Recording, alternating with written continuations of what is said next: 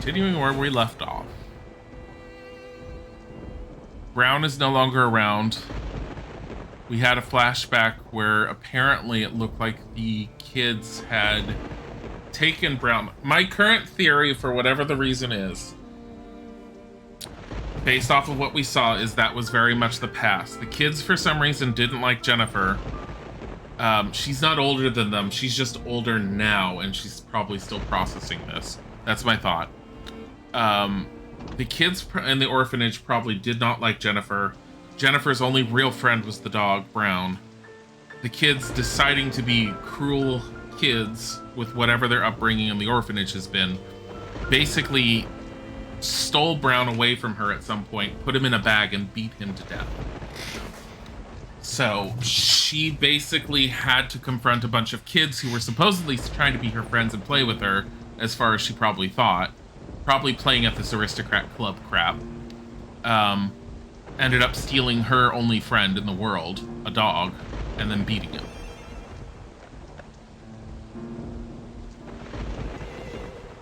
Which again, dark subject matter, yes. Shocking to some people. To me, I'm all like, it's a thought process that's been used before. I can get behind what they're going for.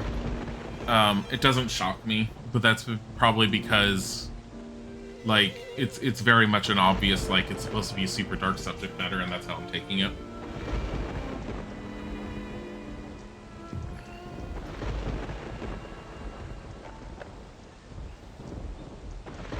I think if the game had more of a creep factor to it, I probably would have been more shocked, honestly.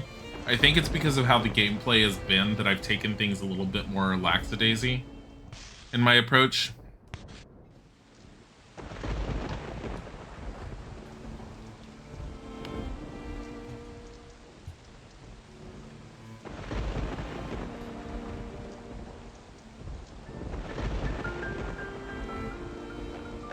We don't have Brown at this point.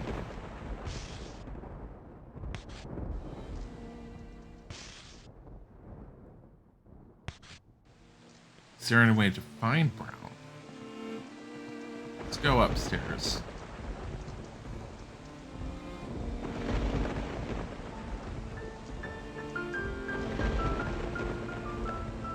Wonder if the kids actually used to play in the attic in the orphanage, possibly to get away from whatever the teachers were about. Because she has very specifically referred to the old man as a teacher. So he very much is a teacher, but at the same time, he's also one of the caretakers. Very obvious, like, very much so. He's one of the authoritarian figures of the orphanage. Martha, the maid, as we saw her in the original chapter, because we saw her supposedly beaten and crumpled underneath the stair. I'm wondering if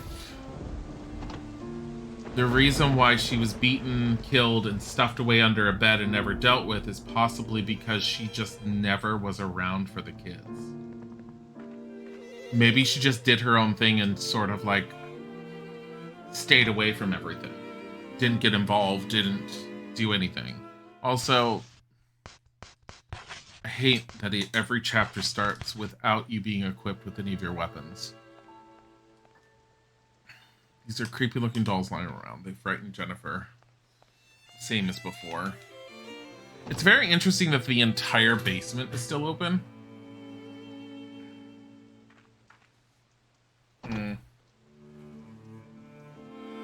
Cell of Pleasure. You know what I could do? The entire basement's open. The film reels. Let's see if they are what I think they are. Let's grab one and bring it down here. I stopped looking for them, so I'm hoping they're not exposition from what actually happened, because it'll be really annoying that I stopped looking for them. And it turns out that they were worthwhile. And I can't sniff them out without Brown, so unless we somehow magically find Brown again at this point,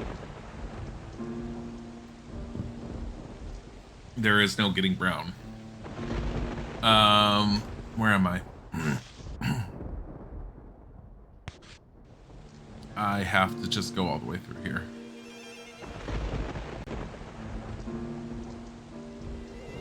Hey, Ken.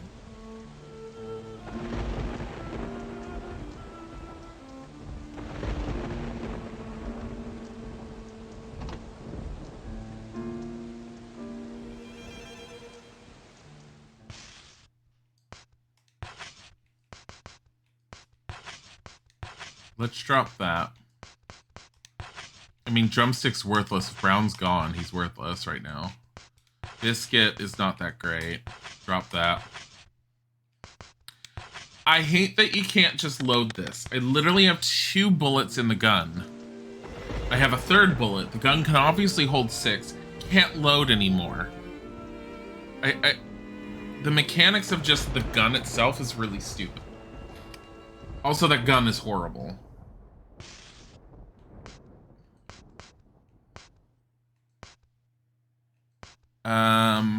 Alright. So we're gonna test this out. Film 114. 214.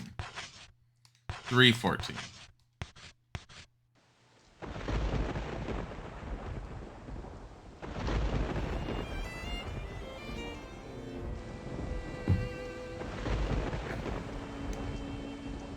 I mean, if they're really the cinematics that we saw within the game, it won't be surprising at all.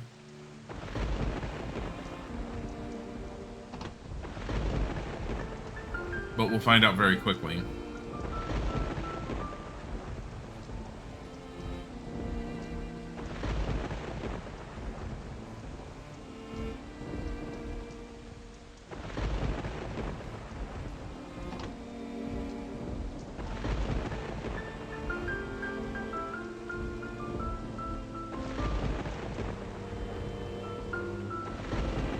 I like this thunderstorm and this girl running around with this hatchet, this axe. Everyone's all like, are we scared? She's all like, no one should be scared.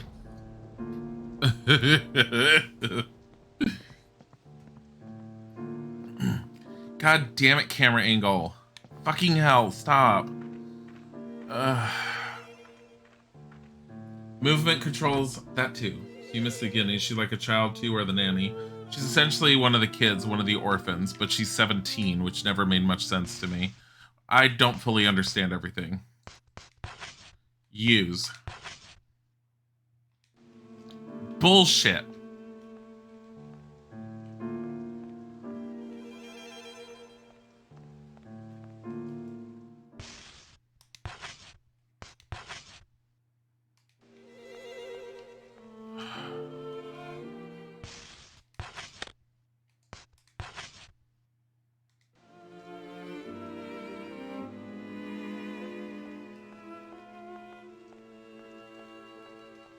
She's 19. I thought she was 19. Then someone else looked it up and said she was 17. So I thought she was 19. I don't know. She's 17 or 19. She's something around that age. She's in her teens. There you go. She's in her late teens. I don't know. I'm kind of disappointed. I couldn't just look at this.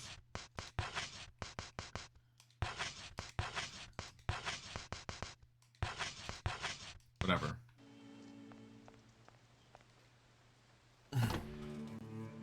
Yeah. So, she's supposedly part of the orphanage. Doesn't make much sense to me at the age of 19. But then again, none of this seems to be real. And I pretty much had that confirmed. Unintentionally, but that's fine because I kind of was figuring that anyways. Mushroom. Graphics don't really allow for a lot of subtlety in depicting age. I mean, you can tell she's older. Pioneering Red near it. Thank you for the follow. I mean, you can tell she's older than the others. At that point, she could leave. She could leave an entire year prior. But the thing is that I don't know if she's actually still at the orphanage or if she's processing stuff that happened at the orphanage. The last cutscene we had, when she was confronting the kids, she was a lot younger. So all the kids that she's been dealing with and seeing throughout the game are striking me as kids that she grew up with in the orphanage. There are many empty suitcases. Names are written on them. So she's dealt with all the kids at some point, and they very possibly had a club of some sort at the orphanage. And they possibly even made the club with the intention of trying to pretend that they were friends with Jennifer, because every single time something happens, they all seem to point at Jennifer as being the problem. Even the few times where it seems like Jennifer's actually the solution to things, Jennifer wasn't liked for whatever reason. She was never liked by the kids at the orphanage. Don't know why. Based upon stories and everything else, she must have found a stray dog at some point, named it Brown, and that was her only friend while she was at the orphanage. How long she was around Brown or how long she had Brown around, and I'm assuming Brown probably stayed outside because the orphanage wouldn't have allowed her to keep a dog. She probably had a stray dog that she was taking care of and feeding, and that dog was the only one that she looked forward to seeing on a regular basis.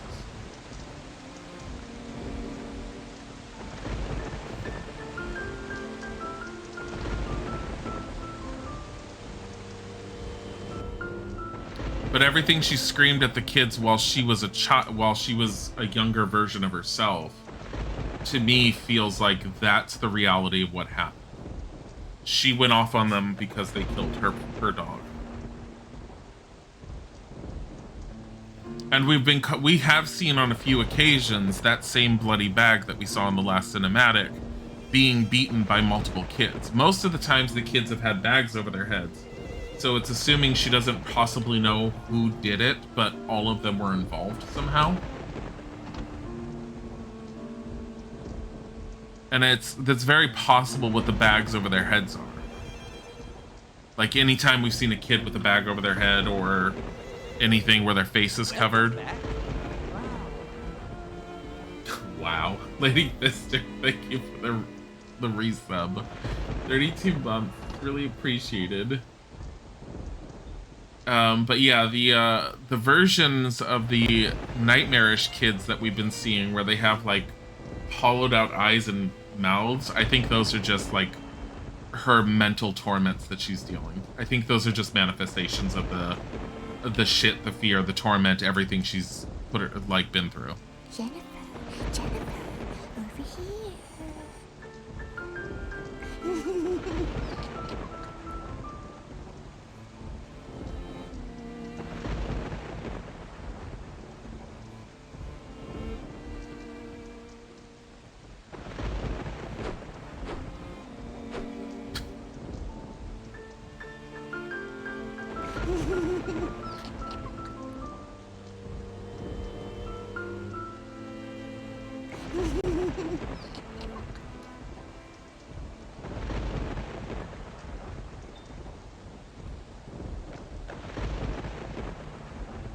Also, Jennifer, just backhand the children. Well, I'm checking out the doors because I don't trust Amanda.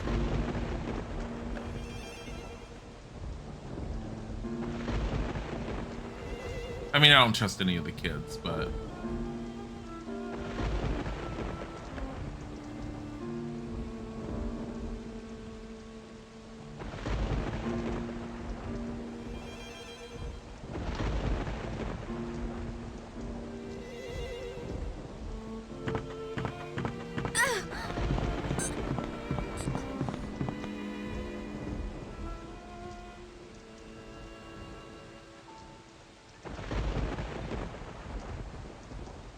Cursing after she went off on them may actually be creepier than their prior behavior. I mean, I think they're just mocking her at this point. I don't know. That girl doesn't know how to curtsy properly.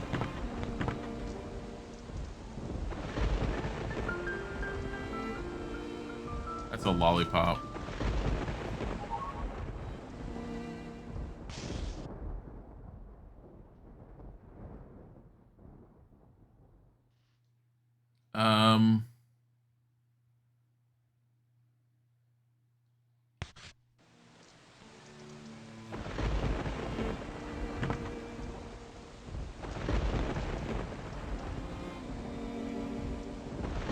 just in for a quick look. You have a doctor's appointment. Bye, Lady Fisser. Stay healthy, stay safe. Okay. Give a beautiful curtsy.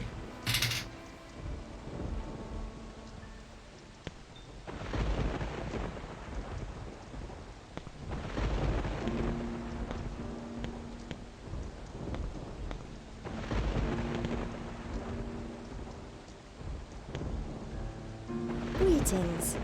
Princess, please forgive all that I've done. Greetings, Princess Jennifer. Thank you very much for coming to our new aristocrat club. Greetings, Princess Jennifer. From now on, you'll be our new princess. Now, Princess, please think up a new game. Please lead us. We are yours to command, Princess. Princess, go ahead! Guide us! We need you! We don't know what to do!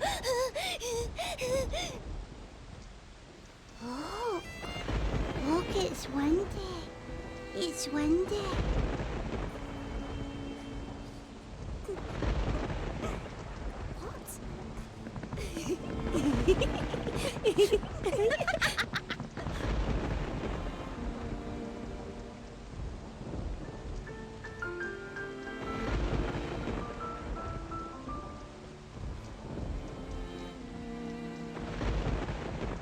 Stray dog legend that is just Wendy's lie.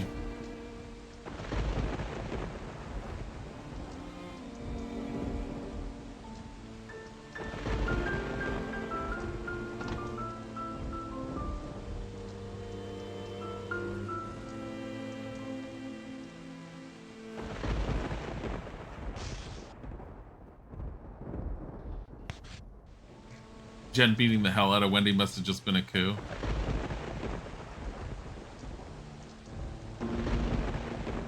Possibly, but the one thing I do remember was at the beginning with whatever ended up happening. The bucket night? No.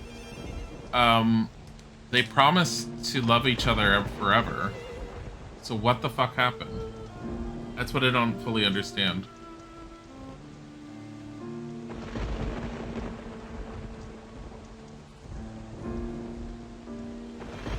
Oh my god, where is the exit? I think they're outside.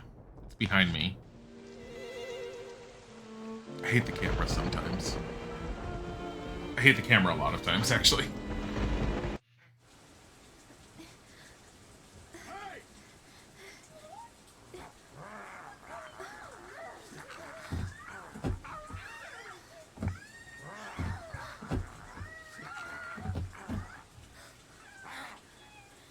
Stray dog.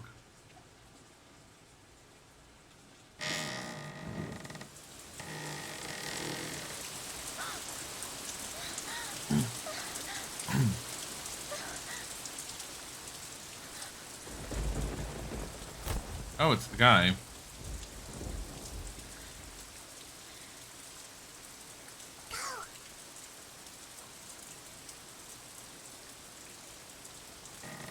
Once upon a time, there was a precious little girl.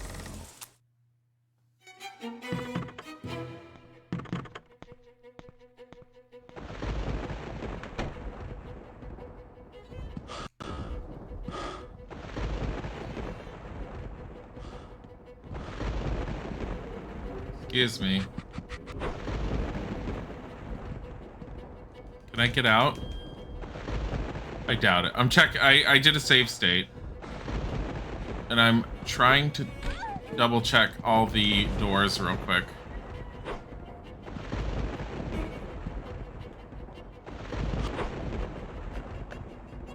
I don't think the doors are gonna work. I think you have to fight them.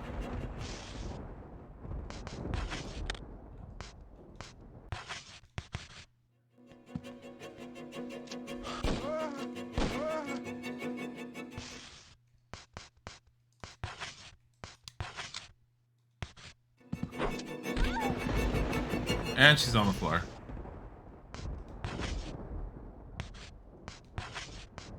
Just use your scone.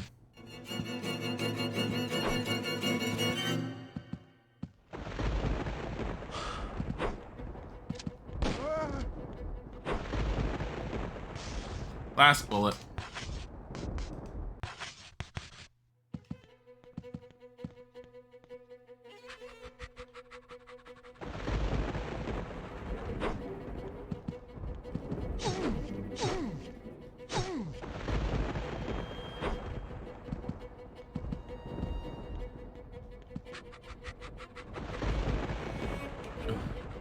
It's panting like a dog.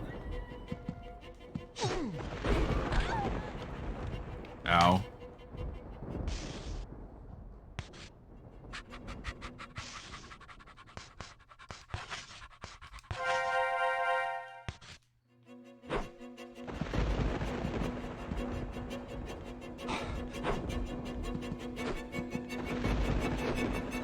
God damn it.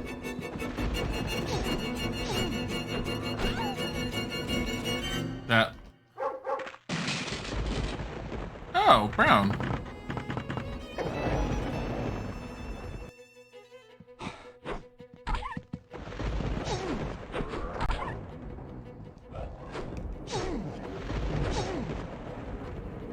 Brown, are you actually going to do anything, or are you just going to stand there? What is this hit detection I got going on?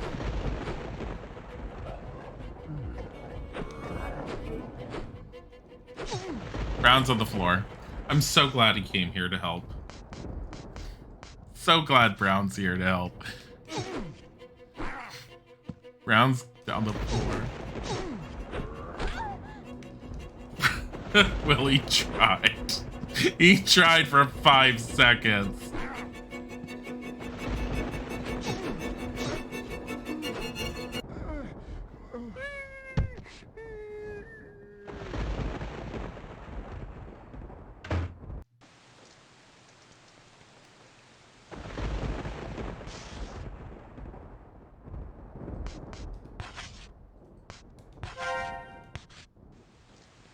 Hold on. Can I go upstairs now? No.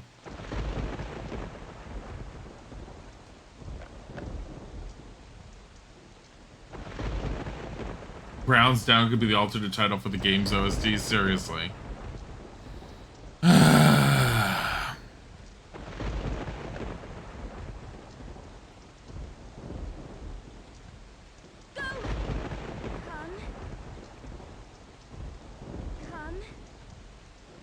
Well, I mean, I don't have the ability to get to any of the healing items for him. And I put it away. I put away the one healing item I was carrying on me for him. Because I was picking up the stupid projection stuff. So, I think Brown's gonna have to wait to get up when we go out here. There he goes. He was trying. He stood there and, like, barely did anything. All their clothes.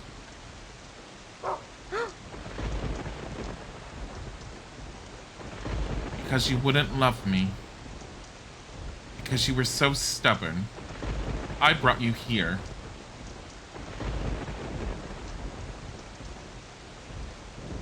Because you fell in love with Brown. Because you didn't realize it was me. I brought Stray Dog here. But I...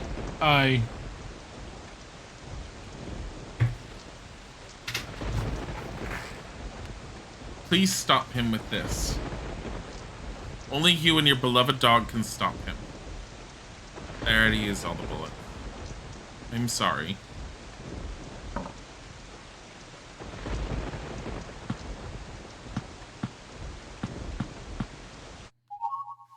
Jennifer found Gregory's gun.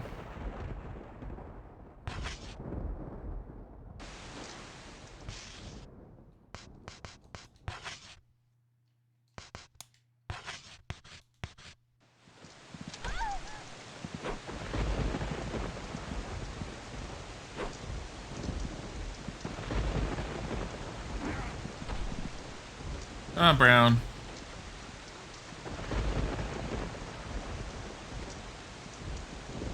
Sorry,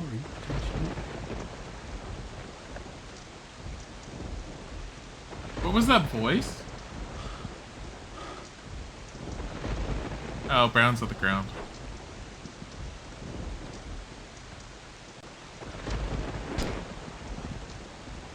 Shot him one. It's got no more bullets.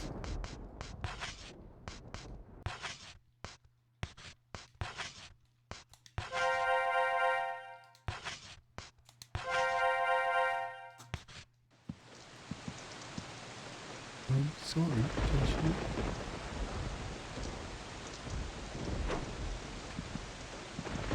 Hi. Did you get yelled at? Brown's on the ground. And she's just always on the ground. Oh my fucking god. I'm glad I have this many healing items. This isn't even all my healing items. I have more in the thing upstairs, but I can't get it. I'm sorry, Joshua. I'm sorry, Joshua.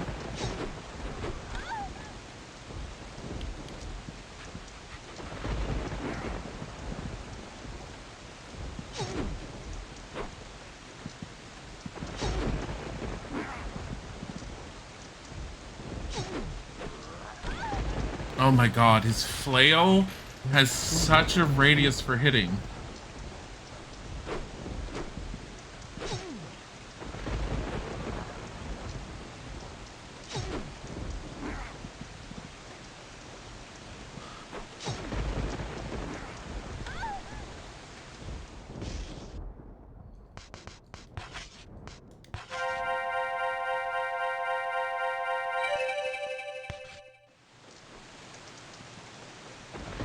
Yeah, I know he says, I'm sorry, Joshua. It's like he's talking to Jennifer about it, which I did, like, which goes back to my original thought about it.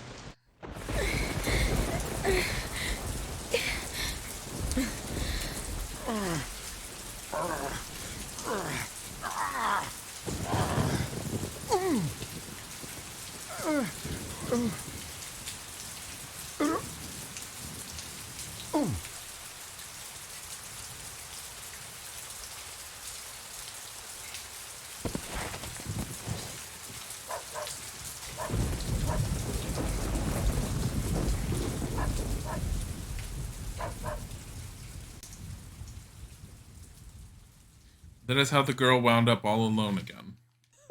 She couldn't keep her promise, nor did she save anyone. What a pitiful, unlucky girl. Yeah, that's not the right ending.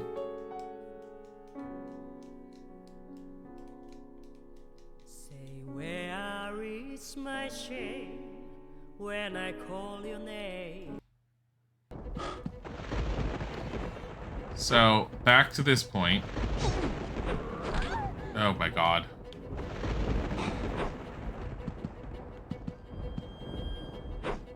I wish I had, like, saved it before then.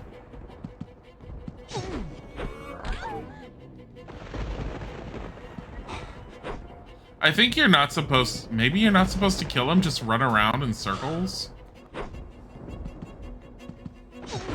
I mean, here you have to do it, because you have to, like, initiate brown killing here. What? I know you're playing a game tonight. What the fuck? He wasn't even facing you. Yeah, this is why the combat's really bad. Because his radius... This is what you were talking about? Yeah, this is really bad. And when she goes on the ground, he stun locked her outside. Okay, but like, how did he hit you when he wasn't even facing you? Because he has, when he does that, he has a huge radius.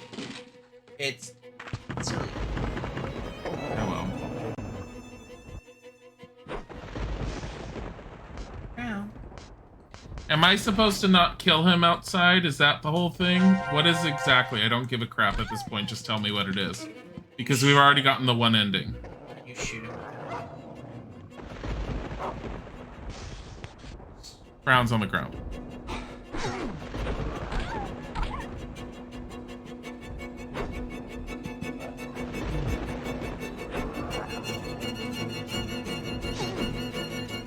Here, have a gun. Nothing happened. You're supposed to give him the gun? That's really stupid. No, it's Angel Yumiu has it. Like, I know Angel Yumiu, Dixity, and Quizzy know it. Like, I very much agree with Luna's assessment on this, but I've been agreeing with like that kind of assessment for a while in this game. A lot of people look at Rule of Rose with like nostalgia covered glasses. Like everyone's like, oh my god, it's the most amazing thing ever. It's not. Like, it's got a really good story as far as I can see of it. It's got really good aesthetic overall. It's got a good look to it, but the gameplay is what... She just got out, and just before I could get her to move, he threw her back down. But the gameplay is just so bad, it makes you not want to play it. Like, the only thing that keeps you moving forward is the story. It would have been much better, as it was mentioned yesterday, if this was an adventure game. Because its aesthetics would have been upheld quite easily as an adventure game. It would have been really, really good. It would have gone over well.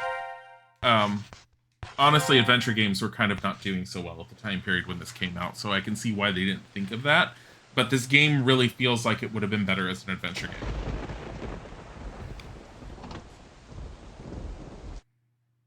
Give him the gun when he asked for it. Okay, so when he says, I'm sorry, Joshua.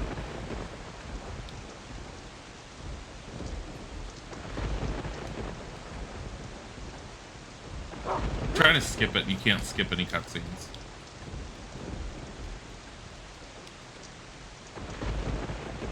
Yeah, that's not an ending that you would normally initially think of. I know that I get why you'd want to.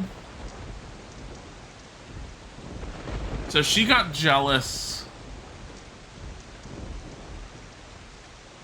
because she liked the stray dog more. I'm still trying to figure this out.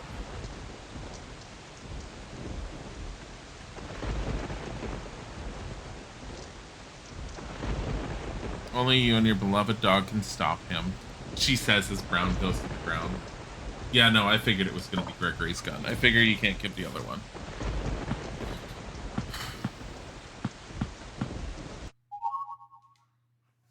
Alright. Save state. Just in case.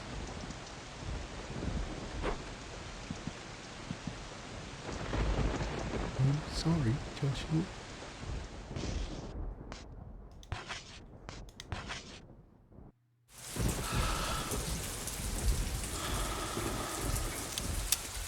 I'm sorry, Joshua.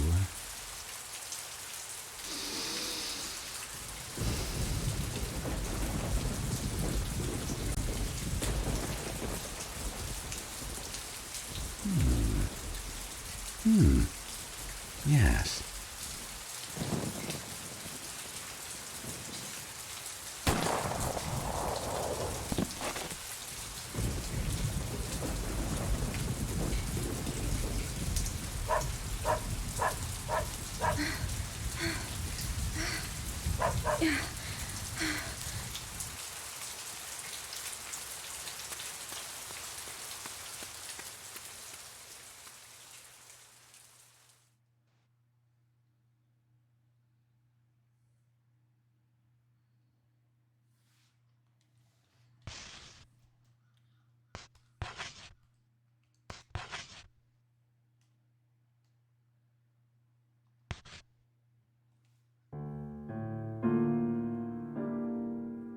January 1930, once upon a time.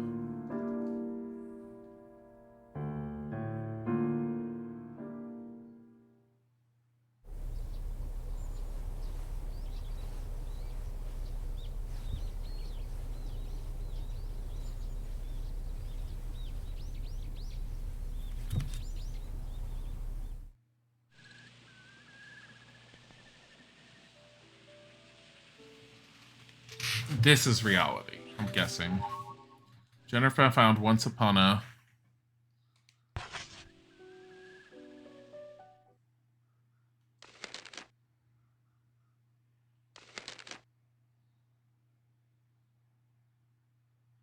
girl standing on a chair and then moving a chair. And then 2 girls holding hands. And then 1 girl tying the other girl up. I'm assuming tying themselves up, and one's holding a rope to what?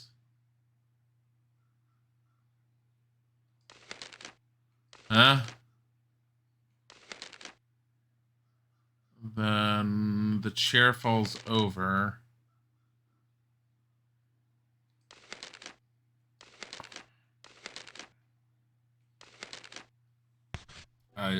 Okay. This letter looks familiar. Yes, it's one of the secret letters that Wendy and I traded. 25th March from Wendy to Jennifer. My dear Jennifer, there is nothing to fear. I am always by your side and will never betray you. We made an oath, remember? I'm so relieved. I kind of figured it was Wendy to Jennifer, not Wendy to Joshua. W to J.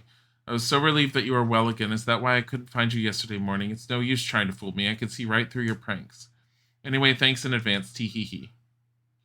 Thank you for introducing me to Brown, but such a filthy dog is not a good match for you and me.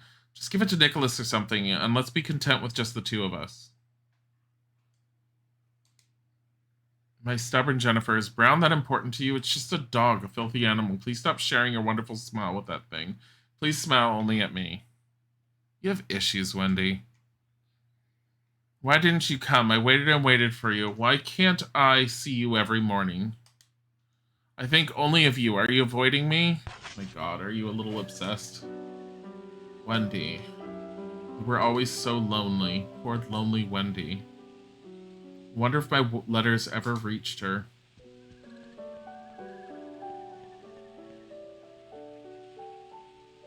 The detested rubbish bin.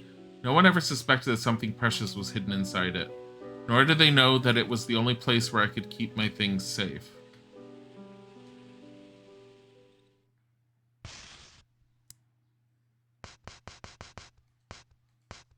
Interesting. Well, I will say that I had a hell of a lot of healing items. A lot. But then again, I also save stated on boss battles after that, because fuck it. I don't know how many healing items I would have gone through with the mermaid fight if I hadn't.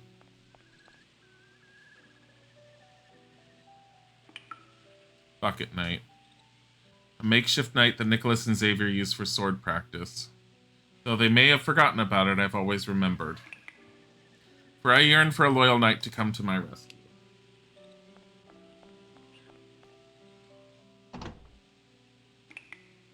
Someone got a stalker, teehee.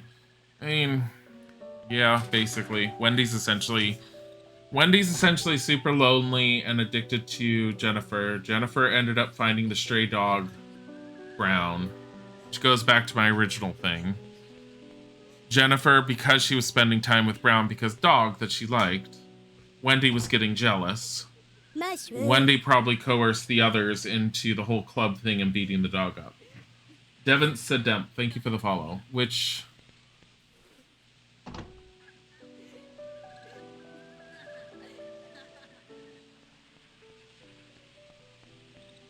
Okay.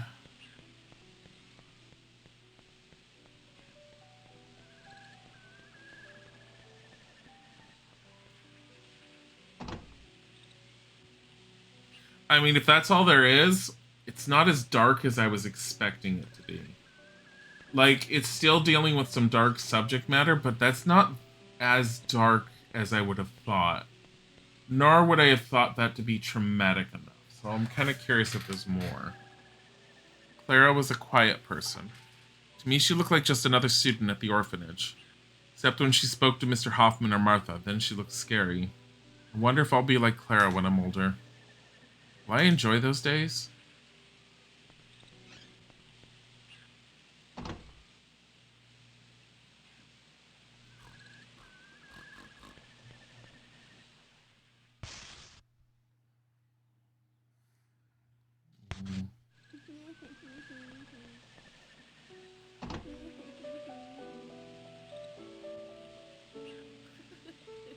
No. Go back, because we're getting information about the rest of the orphanage as we're going through it. Like, this is officially go and look at everything and find out the story. The game.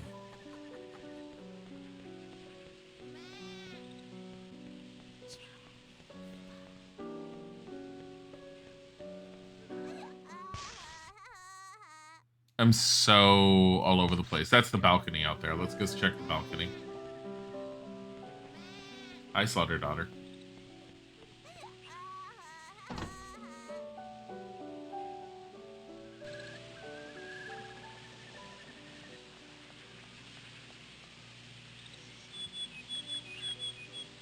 The red bird in the cage, the doll Eleanor treasured. If only we could fly like birds and go wherever we wish, she whispered softly. Yet no matter how much Eleanor wished, she'll never be able to just fly away from this orphanage. Poor Eleanor. She was burdened by her own frozen heart.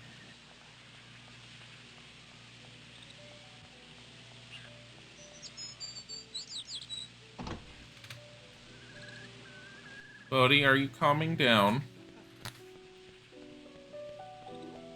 He's like walking all over the place for a bit. Did I properly search in here? I don't know if I did.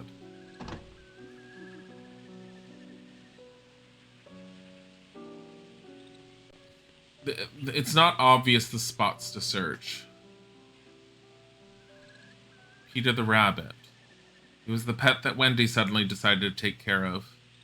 It was about the same time I started looking after Brown, so she probably got Peter the rabbit to try and make her jealous. I wonder if Wendy really loved Peter. Was she sad when she had to give him up? Yeah, so she basically picked up Peter the rabbit. This letter looks familiar. Yes, it's one of the secret letters that Wendy and I traded. Dear Wendy, my visitor in the window, thank you so much for writing to me. The man calls me Joshua, but my name is Jennifer. I've been in this room ever since he saved me. He's a nice person, but he won't let me leave since he saved me. Thank you, Wendy. I want to fly away from this room and run with you in the field. So my initial thought of her being, like, in the basement of that one room was true. He supposedly saved her and then locked her away in the basement and called her Joshua. But the man is so lonely, so sad, I can't just leave him alone. Thank you, Wendy, my kind and fair princess. Is there something that I can do for you? I, Jennifer, pledge to the fair princess Wendy, everlasting true love, I am yours. Wendy, I'm here now, but I'm kind of afraid. Everything is new to me. I'm worried if I'll get along with everyone. Dear Wendy, I have great news. So Wendy broke her out of the basement where she was locked away. I'm guessing the guy probably had possibly a wife and a son, Joshua. Probably ended up dying. Due to who knows what reason. Probably somehow saved Jennifer, saw something in Jennifer that reminded him of Joshua, forced her to wear Joshua's clothing, and kept her locked in the basement. Wherever she originally came from. Wendy probably talked to her through the basement window like we had seen when we actually saw that flashback section. Managed to break her out and managed to get her to come. I have great news. I found something so wonderful. I look forward to every morning now, and I hope you will too. Wendy then ended up leading Jennifer to the orphanage where she was supposed to be staying, and they were supposed to be together. Jennifer ended up finding Brown. Wendy started getting jealous. Probably got Peter the rabbit to try and stave off the jealousy and or trying to make Jennifer jealous. Probably didn't work. Got pissed off. Got the other kids to kidnap Brown. Killed Brown. How are you, Wendy? You haven't said anything to me since I showed you the surprise. Do you like my cute little puppy Brown? Let's take care of him together. My dear Wendy, this little guy is just so adorable. When I call his name, he comes bounding to me. I know you'll like him too. How are you doing, Wendy? Are you all right? We'll always be friends, and Brown could be our friend too. I know you don't understand, but I can't just abandon him. I don't really think it's that dark. It's dark-ish. But, I mean, there's things that could be darker about it. Like, the level of trauma that she's supposedly going through for the game, I think, is a little overly much for everything. But, I mean, it works story-wise. You've got it all wrong, Wendy. This isn't how it's supposed to be. I never expect you to react this way. All I wanted was for us to live happily ever after together. My dear prince, yes, you are my prince. A prince and a princess must be together. After all, Jennifer, you are my eternal companion. Yeah. Just promise to stay by my side and save your smiles for me. That's all I ask. We don't need a filthy dog. We can't let anyone come between us. You still have that filthy dog? I'll never forgive you. Have you forgotten your oath, the rule of Rose? Goodbye, Jennifer. You will regret choosing that dog over me. There's a bit more to it, too. Yeah, okay, that's what I'm kind of figuring. That's why I'm not exactly saying, well, this is kind of so far, but like it's in that direction. But I'm definitely finding out more, and the more I'm finding out, the more I'm like, okay, I'm understanding things a little bit better. Tiger is under the desk and is demanding attention out of nowhere. He just popped up, and he's just all like, I'm here. Love me. I'm like, Tiger, I'm doing stuff. He's like, no. Love me. Putters.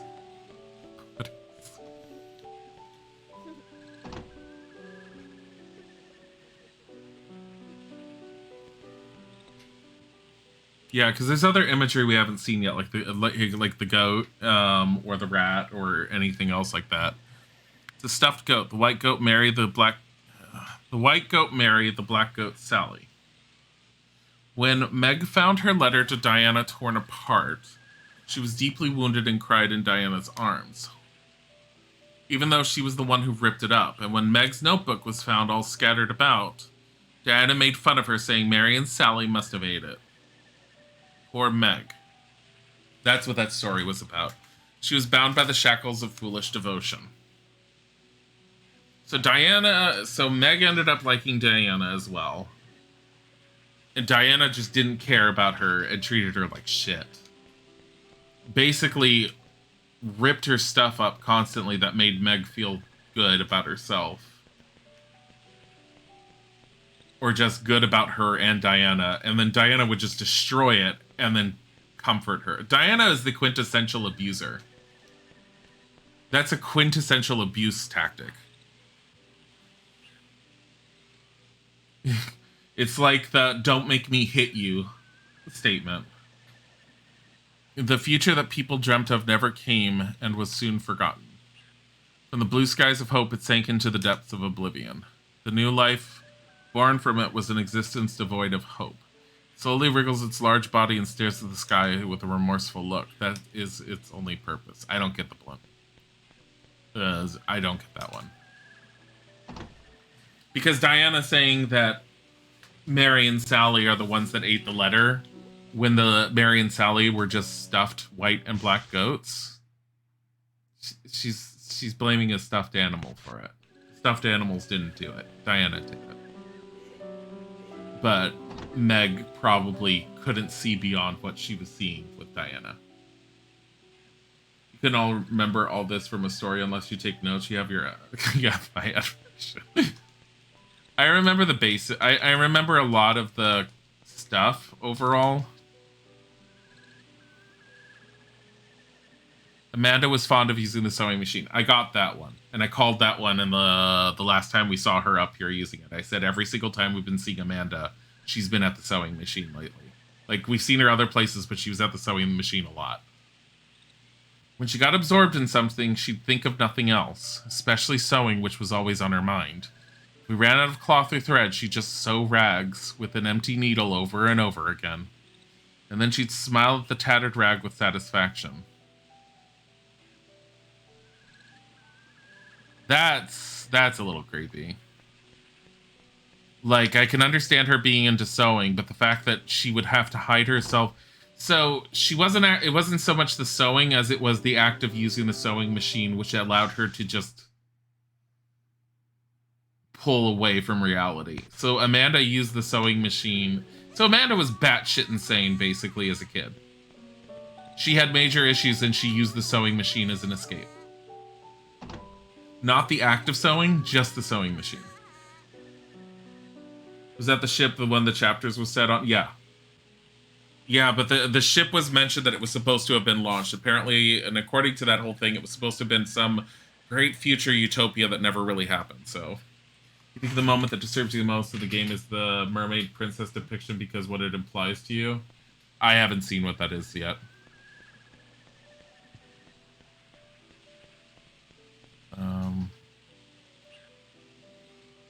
A mermaid doll. What a proud and pure creature. Diana yearned to become a beautiful lady like a mermaid. But as she grew older, she realized that she was straying further and further from her ideal self. Poor Diana. She was trapped by her own ideals.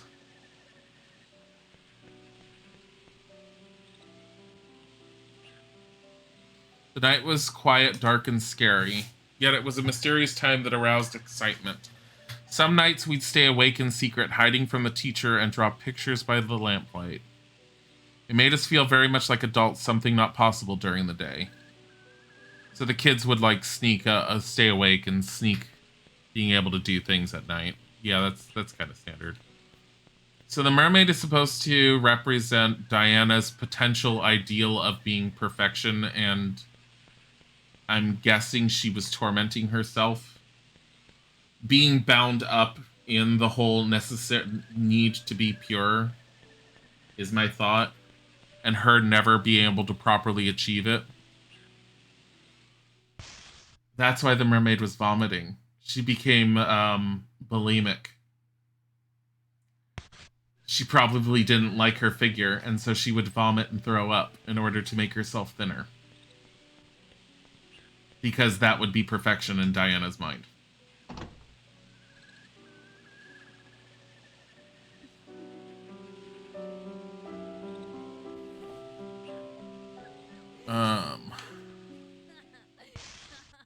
Which way is this one? That's back to the... You think Hoffman had some nasty intentions and just ick? I haven't seen anything with Hoffman's nasty intentions yet. Possible, but I don't know. The only thing I can think of that I possibly missed up here was something within the sick room. I'm gonna check. I don't think I did. I think Hoffman's stuff might be... There's an office downstairs. I'm gonna check anyways, real quick, in here. So I don't know about Hoffman. It's very possible he might have had some intentions or whatever, but... this isn't the room I was thinking of. It's this one. So each of the kids has their own little disturbing backstory. The entire overall orphanage has a story.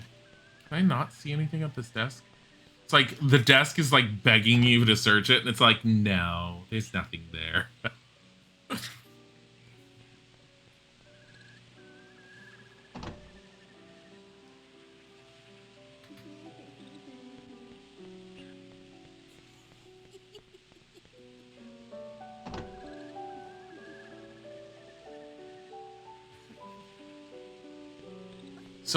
So my guess at this point is a lot of the trauma that we've been seeing coming from Jennifer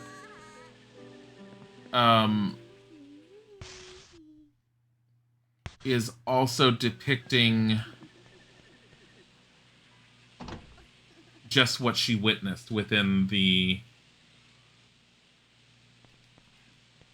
in the orphanage, not necessarily just what she dealt with Wendy, but also everything going on around her. That would make a little bit more sense. Because even if it didn't directly happen to her, it would still affect her. Thomas was always playing with his trains. They were his only friends. There were no final stops on his railroad, for that would be devastating to him. It's rumored that this obsession had something to do with his birth, but Thomas never spoke about it with anyone.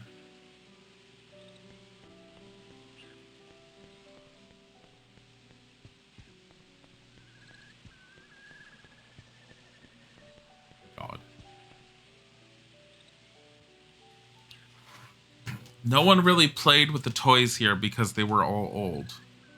Only Thomas was the master of this room. A new girl, he exclaimed when we first met. He seemed to enjoy teasing me.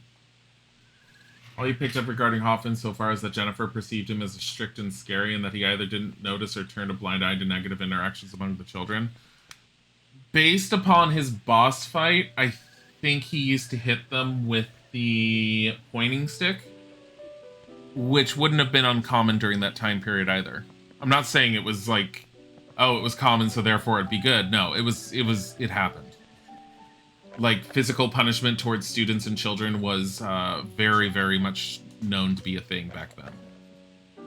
So I could see Hoffman as being a, like, physically abusive individual who probably treated the children like shit and probably hit them on multiple occasions with that pointing stick. So everything monsters the kids in the game are just inside her head. Yeah, we already figured that, and we had that kind of, like, spoiled a little bit early on, so we knew it was. I wasn't trying to make it super obvious.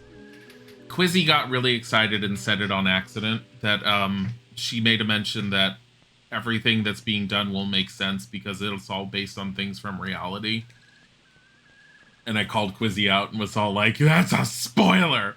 But honestly, at that point, I was already thinking that it was all in Jennifer's head. So I've known for a while that what we were dealing with was all going to be an allusion towards whatever was really going on. It was more a matter of figuring what was going on, but I was already starting to do that on my own before Quizzy said anything. So I was like, yeah, shoulder shrug, whatever.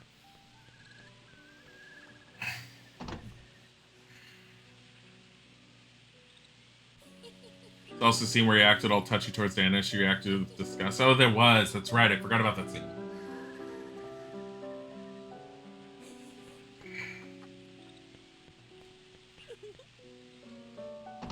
It was briefly remarked during one of the stories that Jenny used to admire him, but he grew weirder. I don't remember that, but it's possible. You didn't actually see his boss fight of the scene with Diana, so that definitely casts him in a more negative light. Yeah, I'm kind of curious to find out more about him. I'm also curious to find out more about the maid, which I think we'll find at some point. It was also seen when you see Hoffman leading Clara off down a hallway. When you follow him, you run into the mermaid boss, and that room had one bed in it. Oh, that's right. Yeah, I'd have to I have to see that. But at the same time, I don't know what that means just yet. We can find out.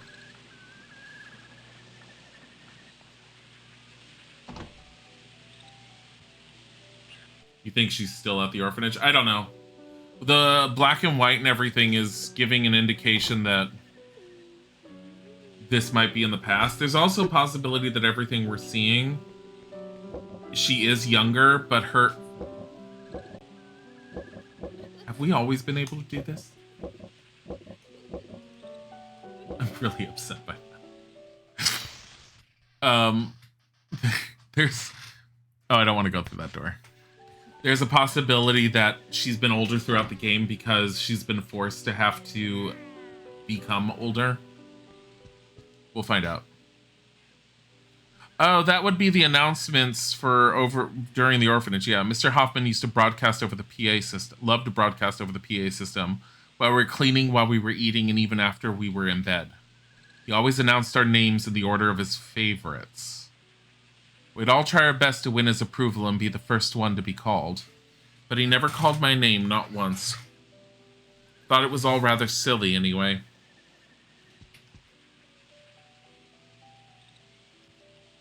Yeah, so he had favorites.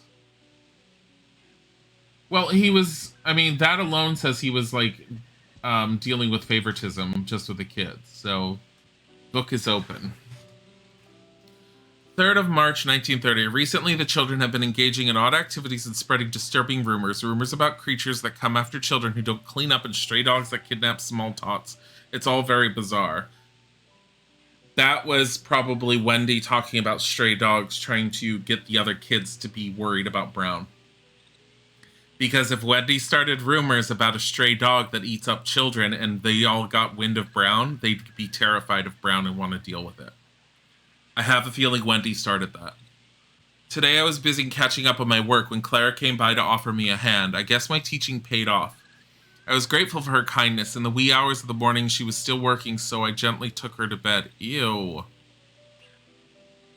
I can hardly believe it. My little Clara, bless her heart, is already 16 years old.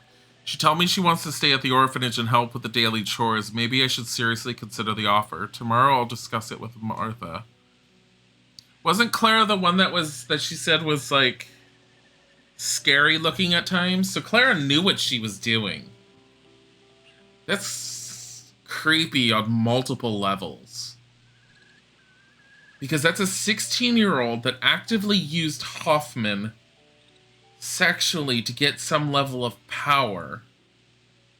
And then Hoffman actually fell for it and then used her in turn.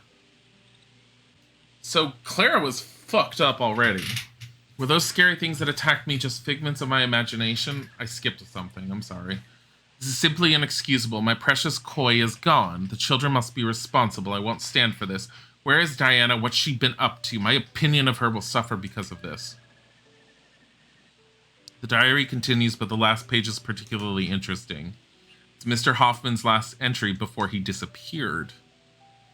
I'm leaving the orphanage. Clara's here to look after things, and the children are quickly growing up. I've done right and fulfilled my duty. Bloody hell, all the trouble started when that wretched child arrived. I've done nothing to deserve this. Everything started going downhill when Jennifer appeared.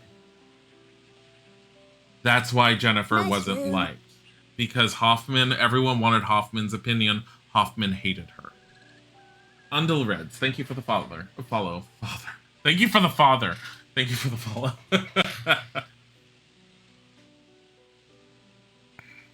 Oh my god. We never saw Mr. Hoffman again. Okay. So the kids actively hated... Is that why there was like an empty fish tank for the longest time? That's not a koi, is it? I know you're in a very stinky place because that rag Diana put to my face smelled just awful.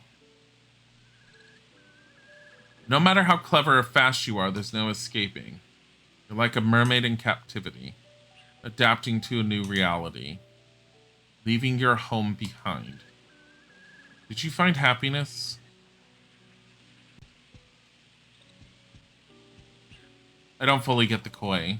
So it sounds like Diana somehow stole the koi? You have a new dad. You're my dad, Boogie Woogie. Stop it. It was a cold winter night. I had been scolded as usual and called into the headmaster's room. I didn't like being scolded, but I didn't mind so much when it was in front of the fireplace, which was warm and cozy. All of us loved red roses. Even the name of the orphanage was befitting of an aristocrat. It wasn't until I swore the oath of the rose that I learned roses have thorns. Yeah, so I was right. The whole aristocrat club was a game of the kids. Record player is brand new. Playing a record would fill the room with sweet music. If only you played a record! That's why the film thing's in the basement. I'm supposed to be able to use this point in the game to take the films downstairs to play them. And that probably plays all the cutscenes. This is Mr. Hoffman's prize collection of fine dishes. We would sometimes sneak them out and play house with them in the attic. But that's our little secret. So, the one thing I am definitely going to give this, I would give this a huge thumbs up for, is the fact that even though it's overall artsy, you can piece together the story. And even if you're having a hard time piecing together the story, if you bother to take the time to find those film canisters, and if they do exactly what I think they do, which is allows you to rewatch every cutscene that the game has had, you can fill in the blanks during this chapter with everything you find around the orphanage, and you can go back and rewatch the cutscenes and see what it's actually referencing. That's probably one of the best things you can do when you're trying to have an artsy ending or an artsy story, is giving the player or the observer, the viewer, whatever, so many opportunities to piece it together, even if they're not picking it up. Like, you have all of it there. That day, Mr. Hoffman disappeared like he was running away from something. He had tried too hard to be someone he wasn't. The expectations were too much for him, and he wanted to escape those restrictions. However, children and adults live in the same world, and we must both play by society's rules.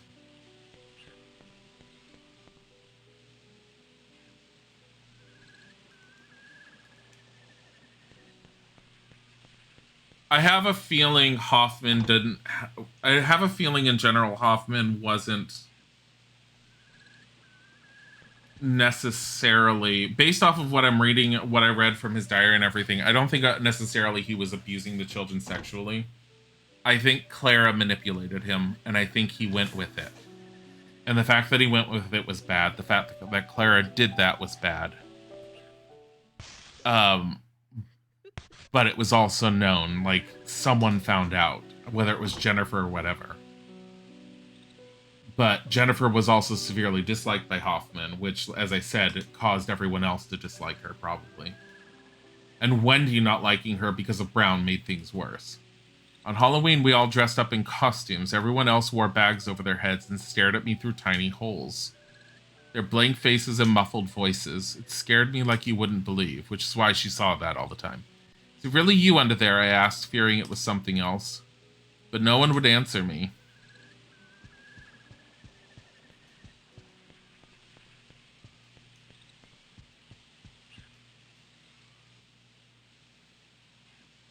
Amanda was always more sensitive about her looks than anyone else. One day she was given a severe scolding by Miss Martha.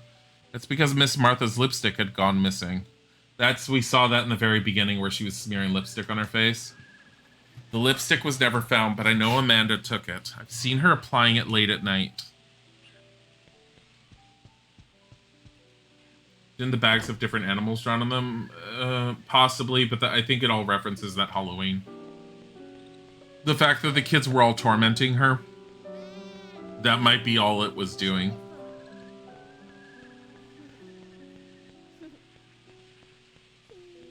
Because as far as she saw, she couldn't tell if it was actually kids or monsters. So that makes sense that that's what she was seeing as part of her terrors. It didn't have to be sexual, could have been mental, verbal, or physical abuse too. I think he hit them.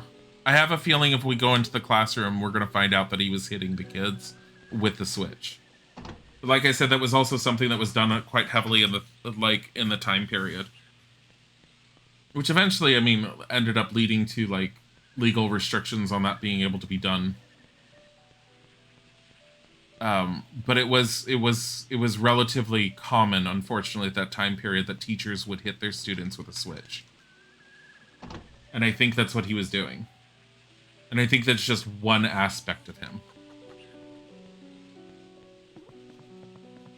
But the thing is, he also mentally abused them just in the fact that he played favorites.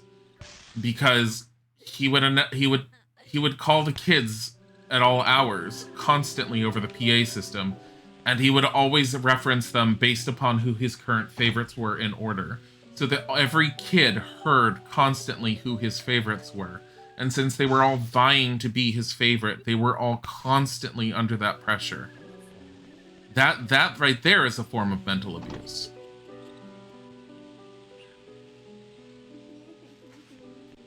So just the way he ended up running things alone caused the kids to constantly be at each other's throats because they were constantly competing with each other. That's not something that you would want to do to kids. Like, constant competition does not breed trust.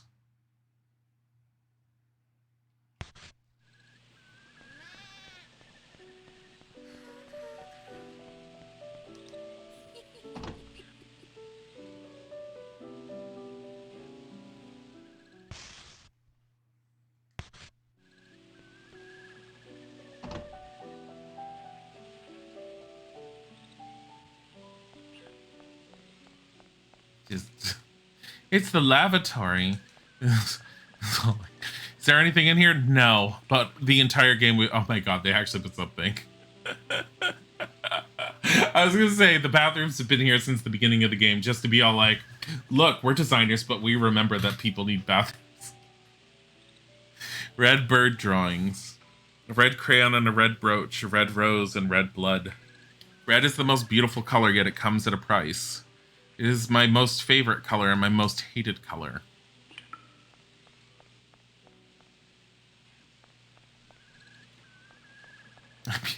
At least they stuck something in here, but seriously. I feel like they really did the whole, like, just to make it as real as possible. How do we make this orphanage look as real as possible within a video game setting? Make sure it has a bathroom. It's like, oh my god, brilliant. The number of games that don't include bathrooms. Like, so many games you go in and it's all like, there is no bathroom, and you're all like, okay.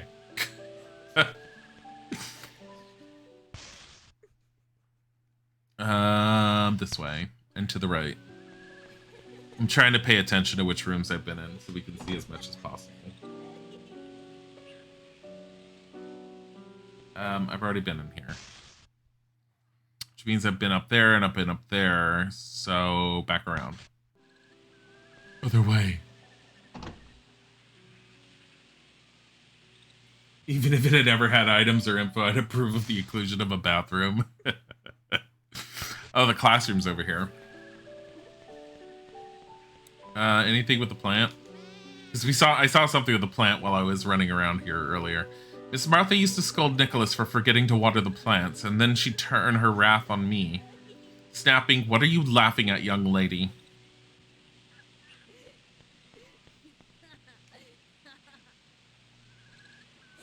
There used to be beautiful roses here, picked by Wendy from the rose garden.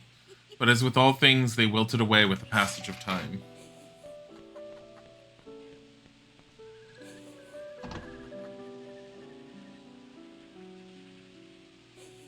Wait, you beat people's shit. Have I been here? I don't remember. I want to go in the bathroom first because it's small and simple. Pull a J.K. Rowling and say the lack of bathrooms. No, stop it. I already debunked that when I was playing Harry Potter. Doesn't make any sense. Once Susan started a rumor about voices coming from this room at night, it turned out that it was only the door creaking in the wind. But one night, sounds came from the room even with the windows shut. Susan jumped out of her bed and screamed. It was really just a prank by Nicholas and Xavier. From then on, the room was believed to be haunted and was considered off limits. Which is why there's no door, because it reminded her of that moment. Okay, that makes sense.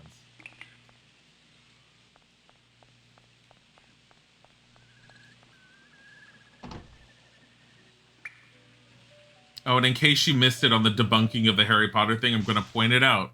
Chamber of Secrets. Salazar Slytherin built that Chamber of Secrets to house the Basilisk when Hogwarts was first being built. The Chamber of Secrets was literally built with the plumbing. There was plumbing. Because a snake was placed on a fucking pipe that Harry had to talk to in the goddamn bathroom. There was indoor plumbing. A silent scarecrow, it stands there quietly, not meddling in the affairs of others. It sways in the breeze like me. A cowardly girl who was unable to assert her true feelings.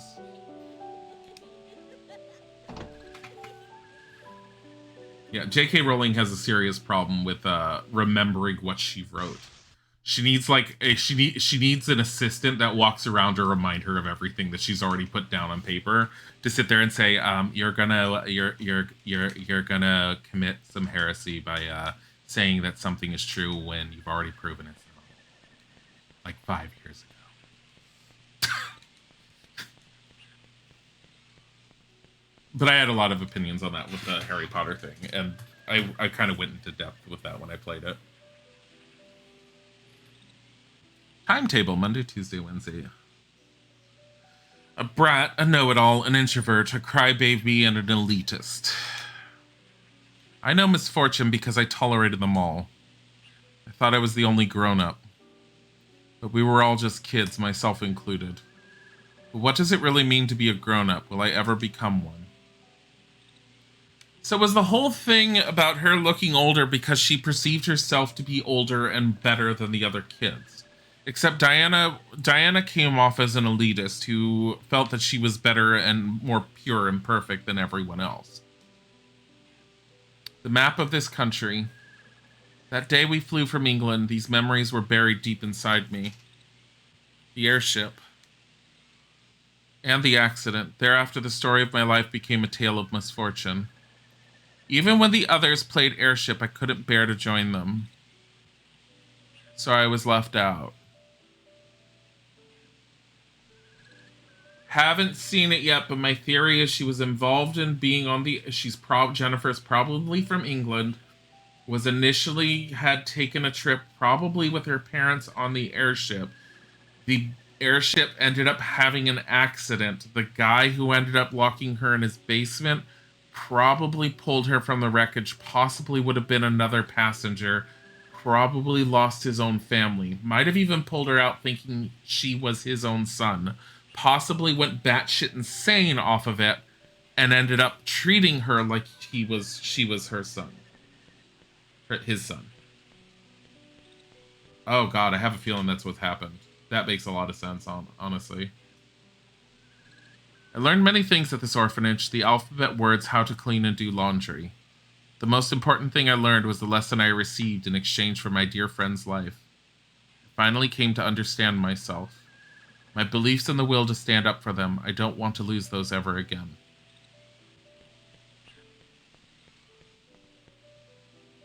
No. You know when you have to pee and someone else is in there, you have to keep your mind off of it. The pee dance. Not the pee dance, your memories from a one home bathroom is coming back to you. We have a one home bathroom right now. It's really bad when Isaac is all like, I have to be in there for forever and I need to pee. And he's just still in there. Doesn't happen often, but it has happened.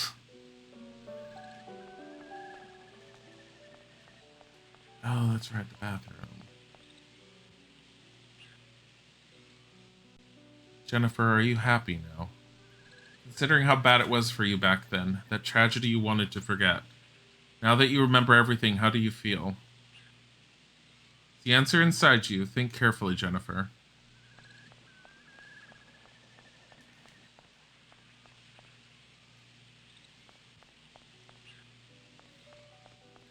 Oh, come on. That had to have something. Why is there a mark there? Aw, man. There's marks on all of them.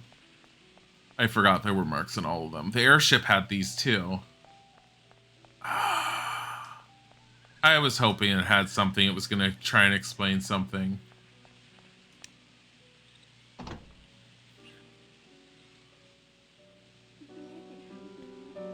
Okay, let me double check map.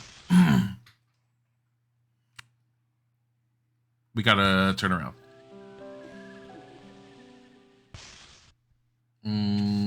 That's a hallway that leads all the way around. Let's not necessarily...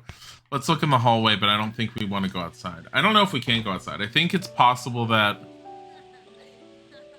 we're not necessarily... I don't know. We'll find out. Came to this room every day to do laundry. The water was so cold and the soap would sting my eyes. But I didn't hate it, because clean laundry is so refreshing.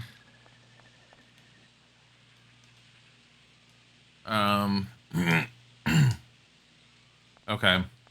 I mean, honestly, that doesn't really further much of anything. Oh my god. I'm trying to like search over here. That didn't really further anything, just your impressions of doing laundry. Okay. Hey, they have a washroom on top of bathrooms. I'm impressed. Didn't mean to smack the table. I didn't mean to make the camera move like that. No! It's the washroom. Stop it. Damn it, the camera just fucked with my brain.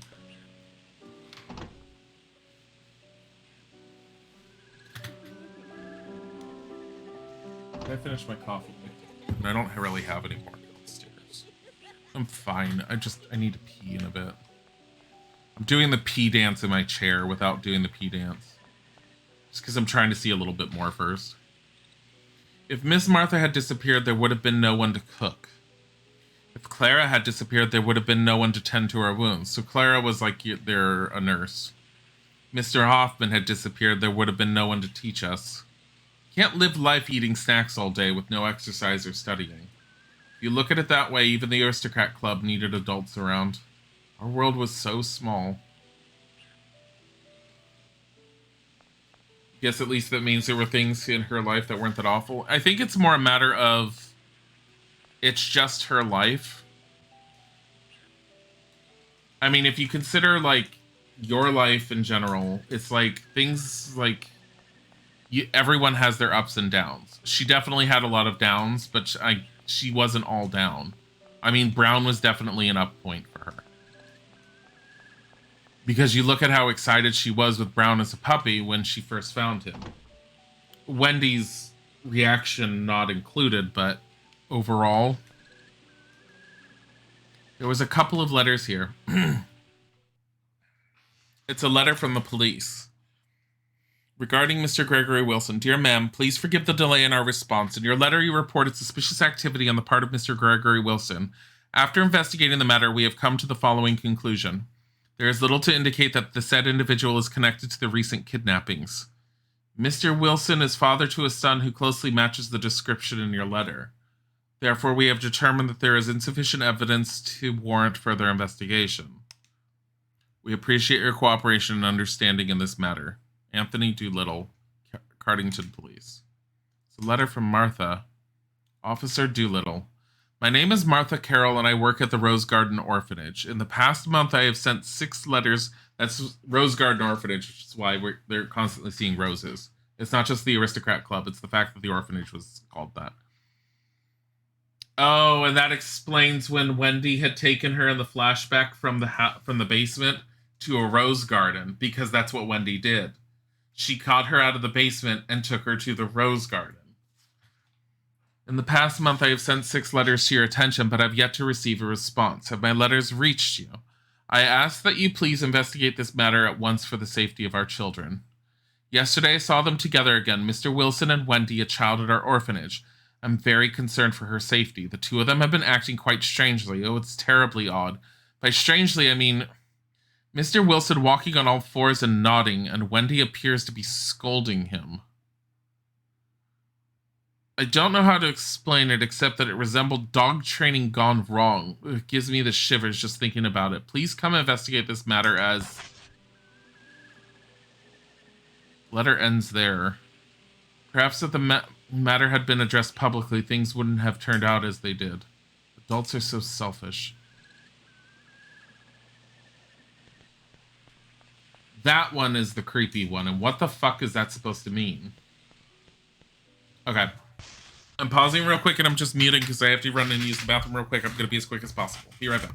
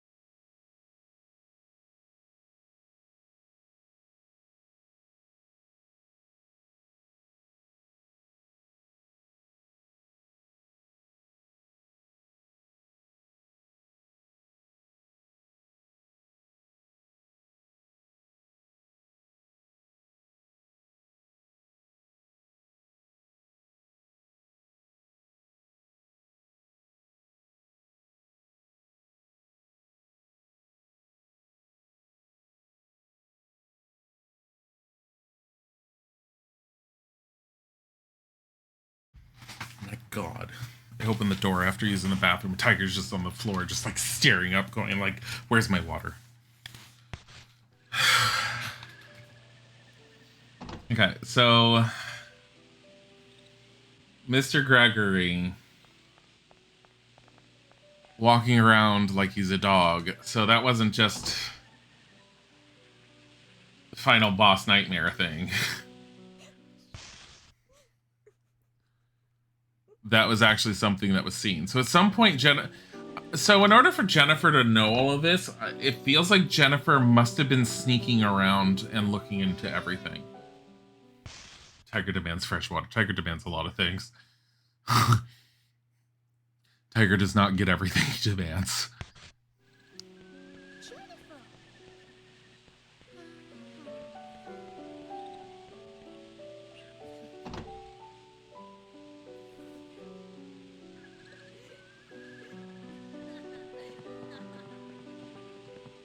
Oh, fucking hell. The camera.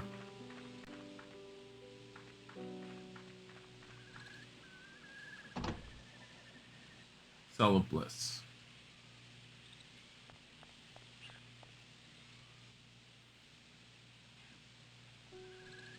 Spooky things, the scary creatures that everyone talked about. They'll come and clean it if you don't, sweeping bad children away like dust. Well, they actually came and attacked me. I knew what they really were, but that wasn't the problem.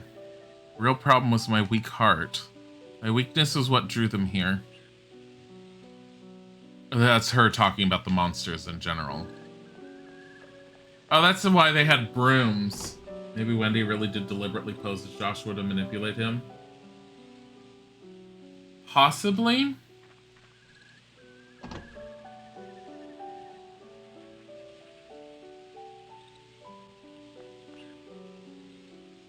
There's a working film projector here. Any films you have can be played on it.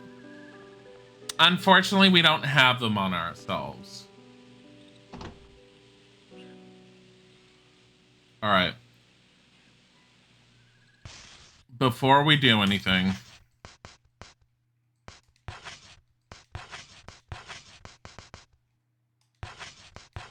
because, honestly, this is vibing as exposition, not as a fight. And no fights available. I think we're done with the fighting. I have so many healing items by the end of this. Look at this. 17 minced pies alone. Holy fuck. Let's keep that. Here. No, you know what? Drop it. We're gonna go and we're gonna grab the film canisters. I don't have them all because after a while I said fuck this. Because I figured that they were the cutscenes. We're gonna go and find out if they are. I'm gonna grab them and bring them back down. I don't remember if there's a bucket night down here. It doesn't matter. I know there's a location upstairs that's really close.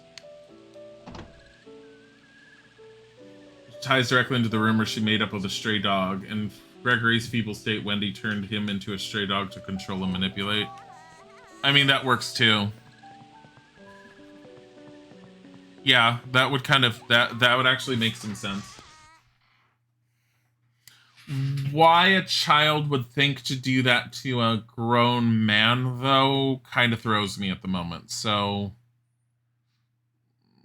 okay, I have to go this way. God, it's a lot farther than I thought.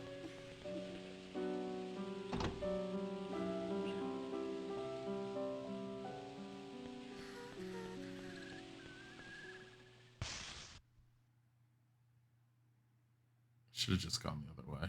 Whatever.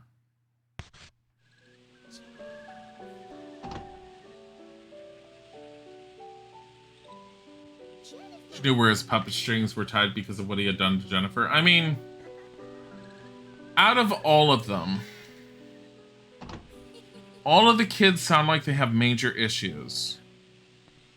Clara definitely has some slight sociopathic tendencies with the fact that she manipulated Hoffman. Wendy definitely has sociopathic tendencies. Wendy's very, very, very sociopathic. And that would make a lot of sense in that respect if that's what happened. So what we're gonna do...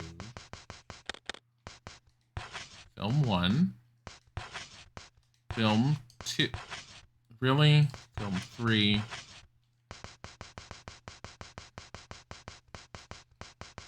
Film 4. Film 5.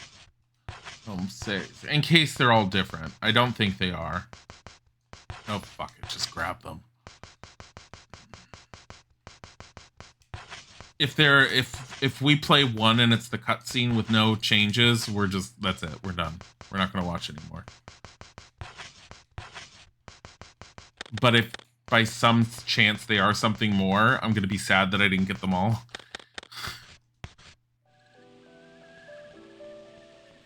So I get the bucket night was essentially a night that was used because other boys ended up making it as a night that they would fight with. And because every princess needs a knight, that's why she used that as a save point. I like the fact that that has the story behind it too.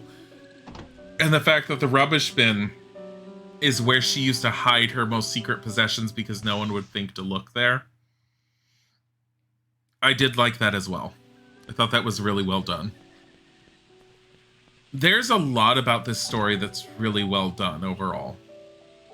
Like the fact how everything pieces together, and it's not as like it's artsy, but it explains itself if you take the time to really get to notice it. And the fact that everything ties into everything else is just really commendable. Like, I can see why people are all like, oh my god, Rule of Rose. But at the same time, I'm like, I don't care what you think about the story. I don't care how well done it is. The game is bad. This game needs to be reworked to be just an adventure game. Stop with the combat. The story is tightly woven. Oh my god, Rule of Rose is the most amazing thing ever. It's not.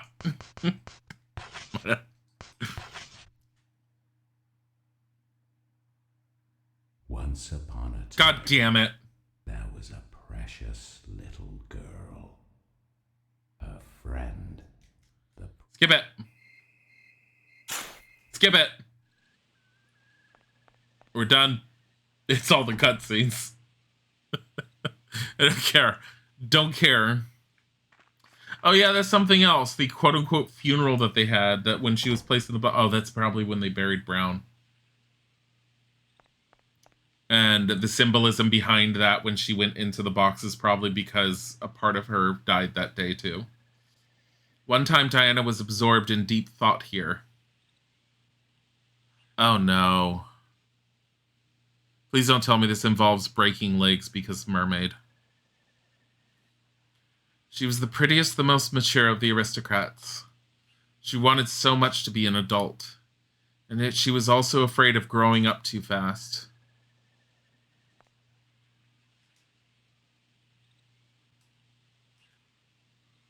Okay. So the sledgehammer has nothing to do with anything. Okay. Never mind. I thought it was going to be a lot darker than that. So Diana just sat here feeling like... Okay.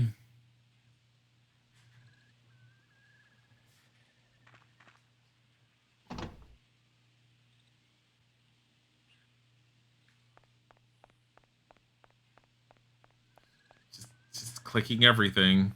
Anything? Anything? No. No. Bueller. Bueller. Okay. So not everything. That's nothing. That's nothing. Just sitting with her favorite hammer, contemplating things. This is my favorite sledgehammer. Mushroom. I mean, unless their legs were broken at some point. Spinasty Haney Tona, thank you for the follow.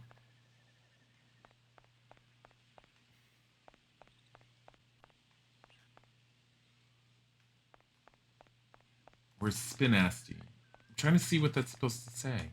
But thank you for the follow. Wait, she's not... This is where they kept their suitcases. That was already determined when we were going through it. When the orphans came here and they have their suitcases, they would unpack them and then they would keep them here in storage. That was pretty understandable. Is a rose on the door of the cell of the repentance? Is that a reference to the confessionals? Here's what I'm going to say right now with regards to a lot of this stuff. Don't read too far into things is my guess. I think there was just a rose on the door. The game's doing a pretty good job of giving us references. I don't think it was supposed to mean anything about the sledgehammer next to the chair. I think the game is very easy to read into if you're not careful, and you'll end up finding other aspects that probably were never intended. Why they put a sledgehammer next to the chair, I don't understand. It might have been a reference to the whole mermaid thing, or it might have been something along those lines. But it hasn't said anything with regards to that, so I'm taking that as it's just an artistic addition. But no, I don't think the rose on the door means anything.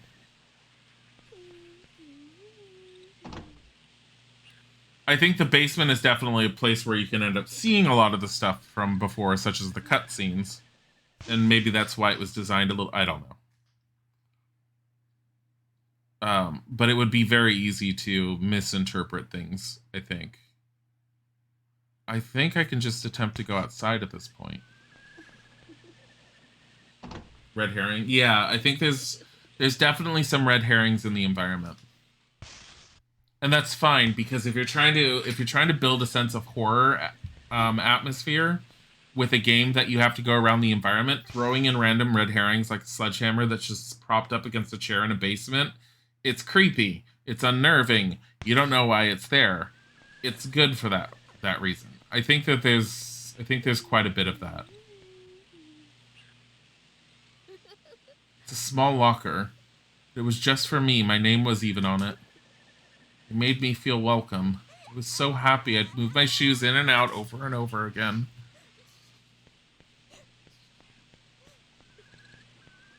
Oh, Hoffman had his picture up. We never used umbrellas. On snowy days, we'd go out for snowball fights. On rainy days, we'd go out and play in the rain and get soaking wet. Sugar Honey Ice, thank you for the follow. Every time Xavier would trip and get himself all muddy and we'd laugh. It was so much fun. One day, Mr. Hoffman suddenly disappeared, yeah. Clara and Miss Martha soon followed. Oh. Wouldn't that have been shut down of the orphanage at that point? Leaving me and the other orphans alone.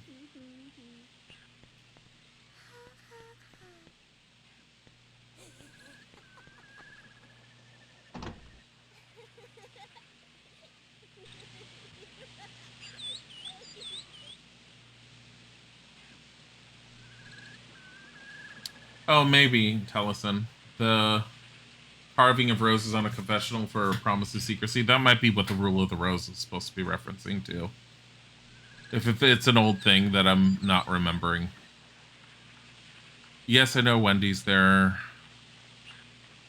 Kind of want to see if there's anything else I can do first.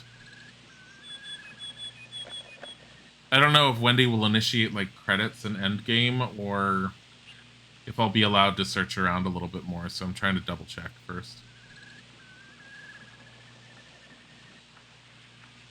I think this is her coming to terms with things. Her hat blew off and went over here and just vanished. Oh my god. Goes back to the rose thing. Goes back to Roman mythology as threaded through a bunch of. Yeah, I vaguely remember having heard of it beforehand. It's not something I definitely remember. I knew Rule of Rose was referencing something along those lines, but I never bothered really looking it up because I didn't want to have a chance of finding a spoiler. But I knew it was a reference to something that was more ancient.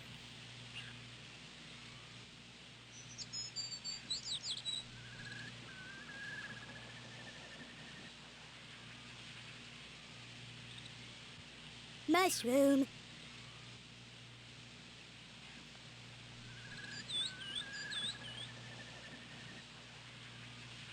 Macabricano, thank you for the follow.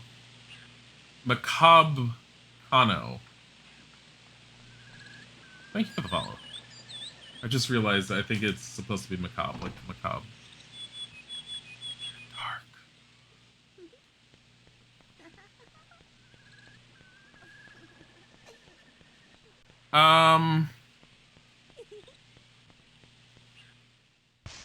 What about the 1 yard?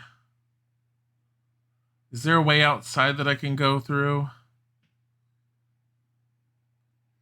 There's a way outside the orphanage, technically. I don't know if I can actually take it. Let me try.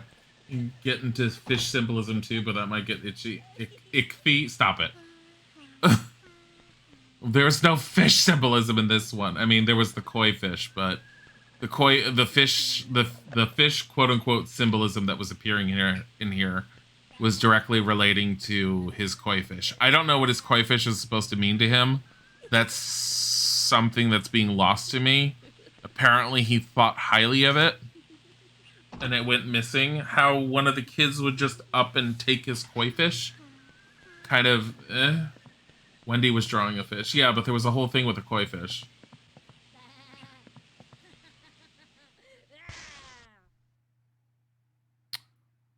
This way. You can hear other kids. The other, okay, so I think the only other place I haven't been is the attic. But I want to see, because I think I tried, but I want to see if I can go out into that one yard. The yard that they were originally digging for the box. I thought I already went out there, but...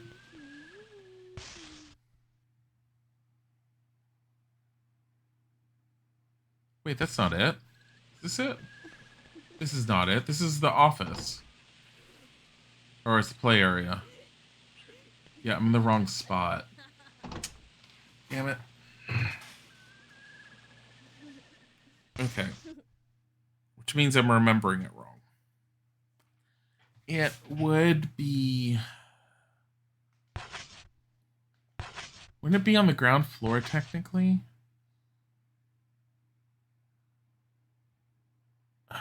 I think it's on the ground floor. But I don't know for certain. I'm looking for that one outdoor area. But it might have been on the first floor. Damn it. It's in one of the hallways. I remember what the door looked like.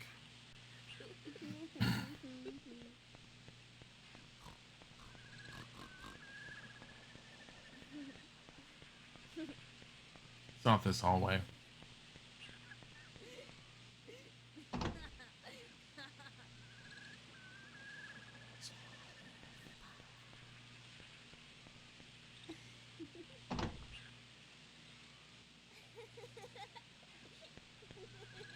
Damn it. Not this one. I'm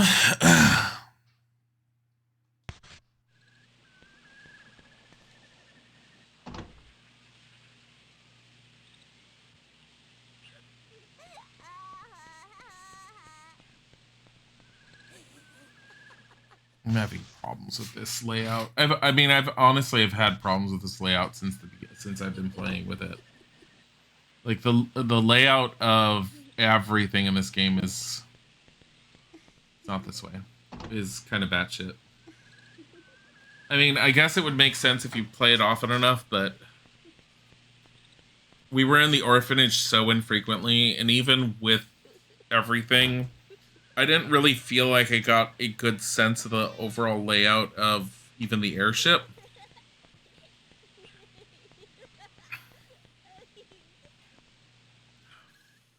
Fuck's sake. That's the balcony.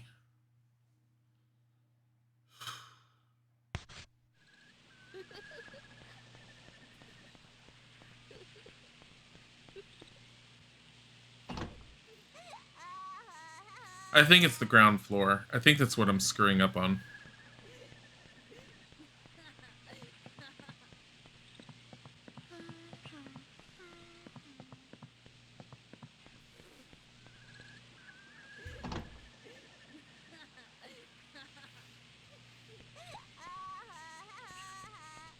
Headmaster's room.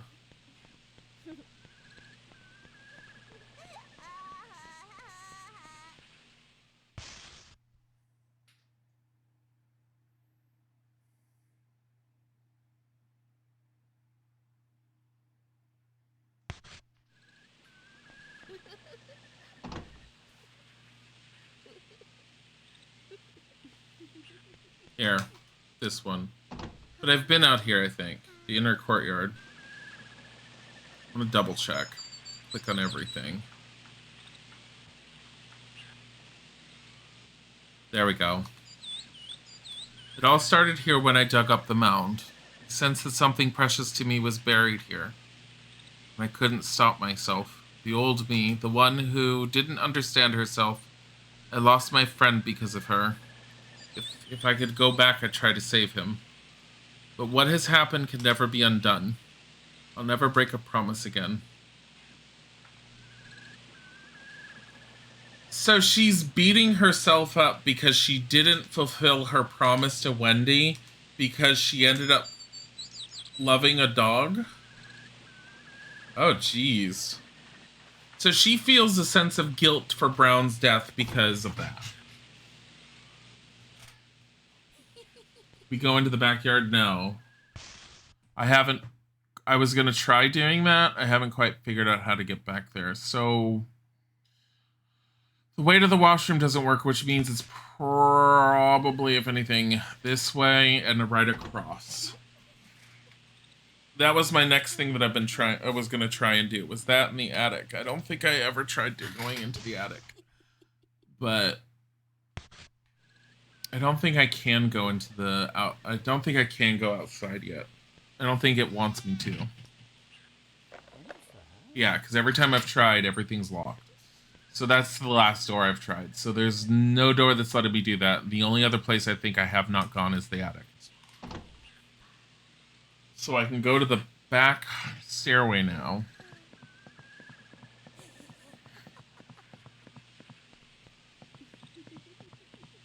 Which is where, in comparison to this? To my left, and then to my left again.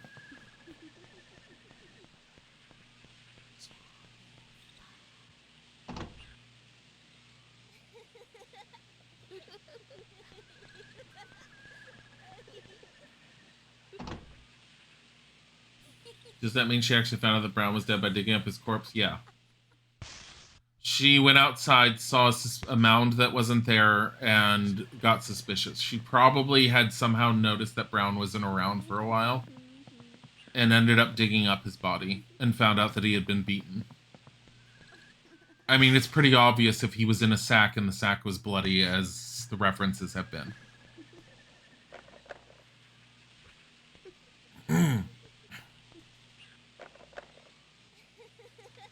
Okay.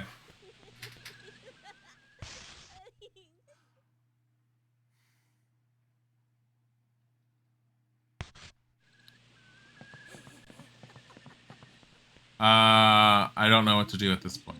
The only thing I can think of doing is just trying to go to the front again. Creepy.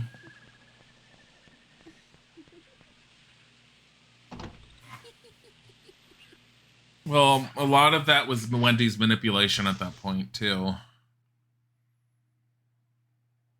I mean, the other kids already having their own issues and everything else that they were dealing with. The fact that Wendy basically preyed on that whole... Whether she intended to or not, she very much preyed on the kids. Guess it explains why Brown is always on the ground in combat. Every fight, it's all like, why is Brown on the ground and not actually helping us? It's because he's reliving the reality of his situation.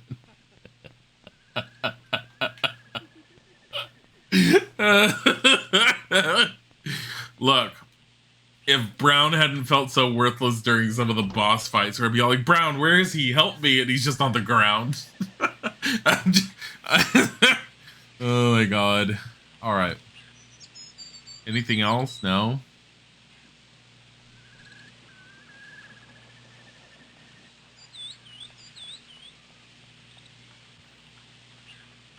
I can't get to the backyard. Is there a way to the backyard? And if there is, you're a bad person, but you laughed. It's a funny joke. If there's a way to the backyard, what the fuck is it? Because I think I tried every door. Yeah, so just north of me, the other door that goes into that side yard, that's the washroom. I already tried it. Doesn't work. The other one that's all the way at the north part from the house out into the back, I've tried that door and it doesn't work. There's no other way out there. There's no way out there at all. I feel like there's a chunk of the story still missing, especially with Gregory. Which is why I was wondering if I could go to his house somehow, maybe by this way.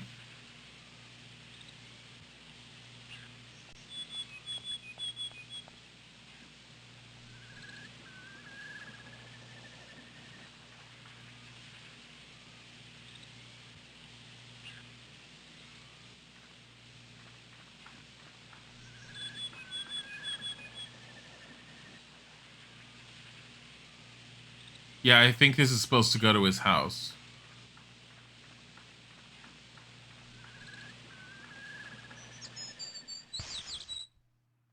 Can we loop around the back? I don't think so. I think this road is probably going to lead to Gregory's house. Mr. Gregory. I have a feeling his house was right next to the orphanage. It would be the one explanation of why Wendy would have been around him. And also how Wendy was able to... Because Wendy was a little girl through and through, no matter anything that ended up happening. Her being able to get Jennifer out of there...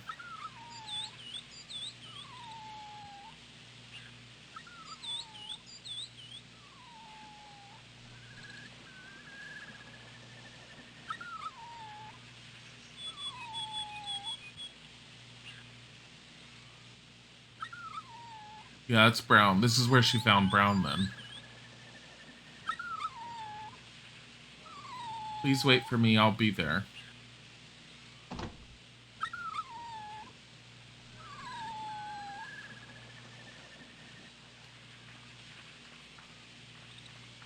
Bucket Knight. Can't use him. Yeah, it's Puppy Brown.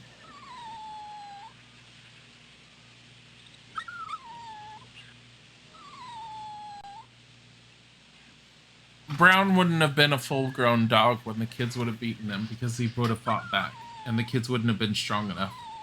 The kids killed a puppy.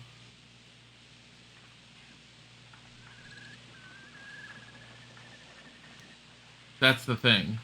Yeah. Brown was a puppy. Because a puppy would not have been able to fight back. Brown, as a full-grown dog, would have ripped the kids apart if they had tried to hurt him. So Brown's the conclusion. For us to find out the rest of the story, I think we have to go to the Gregory's house. And then we come back to Brown. Which is more fucked up? Yeah. Well, the whole thing is... The whole fucked up aspect of it is the fact that Wendy felt threatened in her relationship from a puppy. To the point that Wendy made up stories to the other kids to scare them about a stray dog. Then probably manipulated Mr. Gregory into playing dog, and he probably made doggy barking noises for her, which would have furthered her story about a stray dog, which then she could have led all the kids in their wonderful little club to the puppy, and they, in order to feel safe, would have all banded together to kill the puppy. It wouldn't have been hard for her to do, especially with the fact that Mr. Hoffman hated Jennifer. I still don't know why he hated Jennifer, but apparently everything went to shit when Jennifer came. And I think it's because Jennifer was, like, peeking in on everything.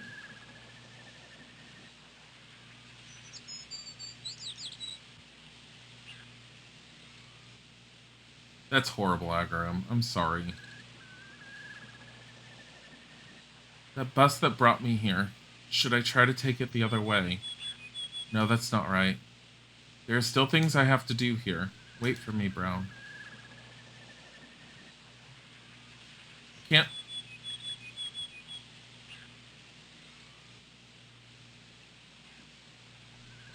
Brown is a companion is how Jennifer imagines a grown-up Brown, loyal, a great tracker, and utterly useless in a fight.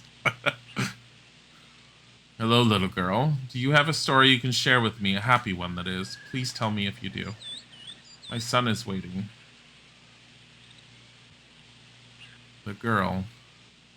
It's no good.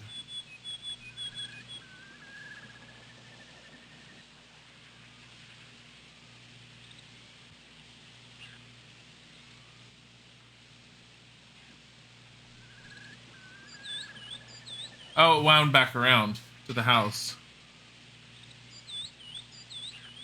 Yeah, I still want to know more about him. I think his story might be as simple as I think, but at the same time, why was he so easily manipulated? Because he was broken? You live in the front house, the girl at the back. Oh, yeah.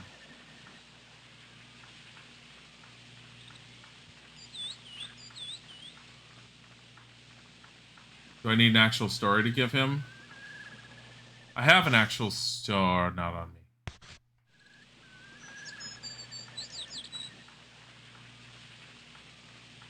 story I have isn't happy, though.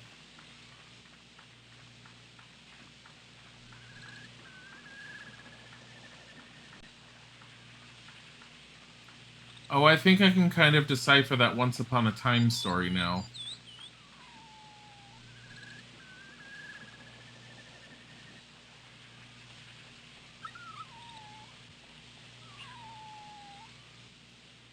Hold on. Hi, Legacy.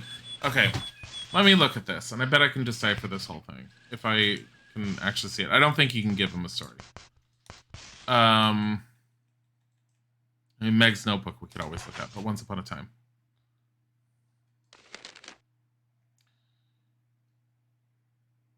There's a chair that's moved there by a girl. And I think she's just waiting. Okay, so my assumption is page left and page right are supposed to be together. It's a girl sitting by... It's a girl next to a chair by herself with no one else there. Okay, that would be Wendy or Jennifer, one or the other by themselves. Then another one is bringing a chair over. I'm assuming the one bringing the chair over is... That one's Wendy. So Wendy's bringing the chair over while Jennifer is there stuck to her chair. Okay? The two become friends and hold hands. And then they tie each other up with their promise. And they hold on to their promise together, okay? And they're basically dancing and singing with their promise, except Brown, the little puppy, comes into the equation, which causes one of them to fall away from her promise, and Brown steals her away. That's Wendy's perception. The entire Once Upon a Time is the perception of how the two became friends and how Brown ended up breaking the friendship. Supposedly. But again, Wendy's perception.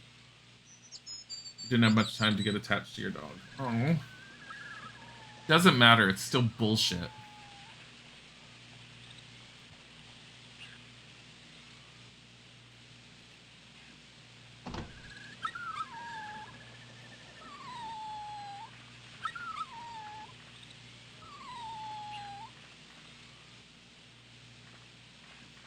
How can I not interact with you? No, something else is going on. I think you have to do something with Wendy. That's my thought.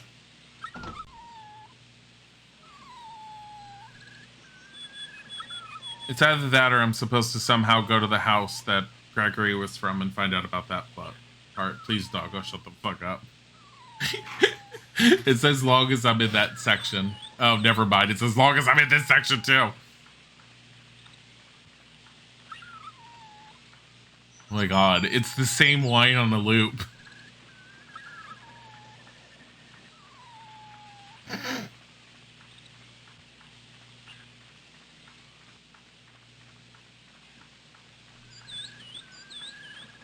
You hope that girl got checked. It's not normal to be hurting animals. Yeah. No, it's not. It's not normal at all.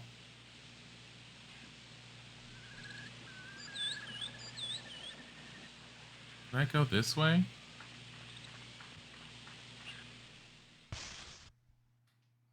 We can go around the back this way, I think. I mean, he's whining, but he's on a blanket and in shelter, which suggests that someone is taking some kind of care of him. Not the same thing when it's a puppy, though. A puppy will whine like that when they don't have a constant presence. There's toys you can buy for younger dogs that have simulated heartbeats that just sort of like do a thunk, thunk, thunk, thunk that you can lay into a container with them, and that tends to calm most of them. They still need like some sort of parental love or someone nearby. It takes time and energy and effort to raise any animal from a baby.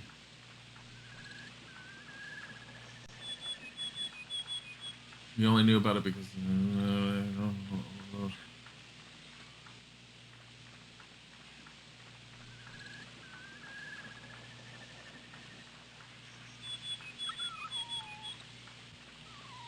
Oh, that sounds like it was a really bad accident on the girl's part, and then the father hit it.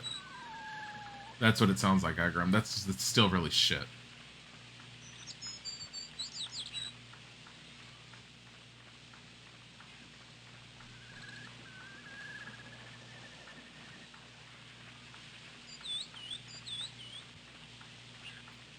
So...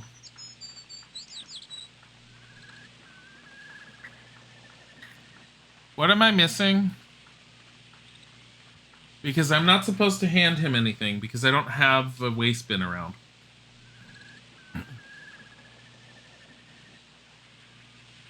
There's no other map.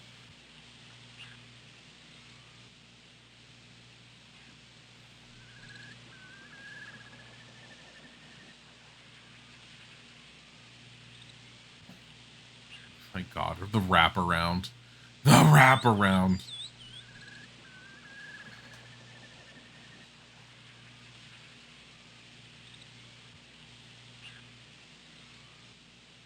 Bus that brought me here. Should I try to take it the other way?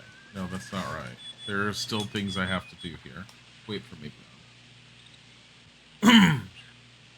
Can I visit the house that he originally had her in? And if so, is there... where do I go for that? Because I'm not finding it. And there's no map. No map. If that's not a location you go to, there's a bucket in the shed. Okay. I saw the bucket. I tried interacting with it. It wouldn't let me.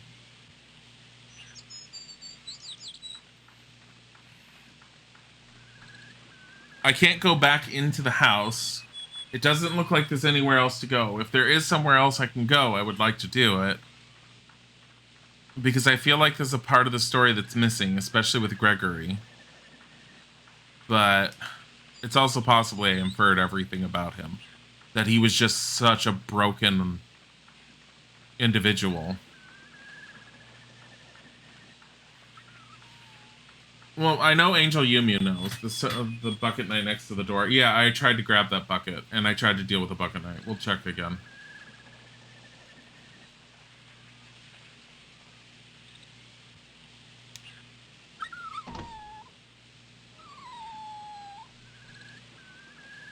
Oh, I've known lots of kids that have been that kind of way, Luna. Like, a lot of kids don't fully understand. Like killing bugs and things like that. Yeah, they don't always understand it. My dear friend, I never want to lose you again. I'll protect you forever. Everlasting true love, I am yours. Except this time she's trying to make the promise to Brown.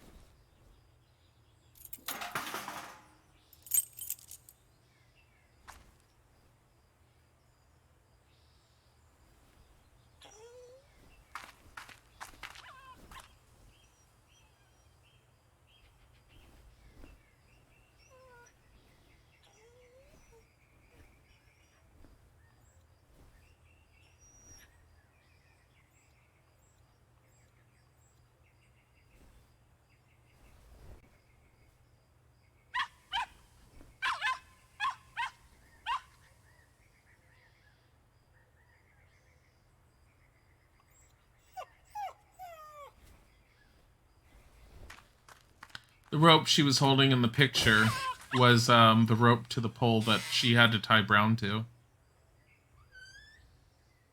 So she kept Brown hidden in the rickety shed.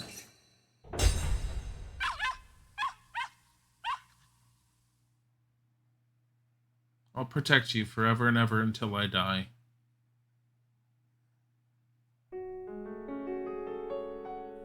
That's sad. Yeah, the game's overall everything with everything that happened is really dark, but it's from a story element, it's really well done. There's a lot of bullshit that was happening at the orphanage, but I'm also glad to see that from a writing perspective with the way that a lot of people tend to write things, especially nowadays, I feel like a lot of the art form in trying to do a darker story these days is lost. Something this subtle, this well crafted, this well put together is a type of an art form that people don't fully understand anymore because it's stuff they don't want to explore. These days, a lot of people are all like, look at this dark story, rape. And they use that as their plot reference. I hate that. This had so many other things and it wasn't the adults. My initial impression when I was going through it that I just said and didn't say at all was how much I was going to be angry if the whole thing was about adults abusing the kids. It was nothing like that. The adults were as responsible for all the guilty stuff as the kids were responsible for the guilty stuff, as much as some of the kids were broken, and Wendy was like a major sociopathic bitch. Your parents are actually dead. This is a platform game here. Your parents are actually dead. Well, the implication that I got is that Jennifer became an orphan as a result of the crash with the airship.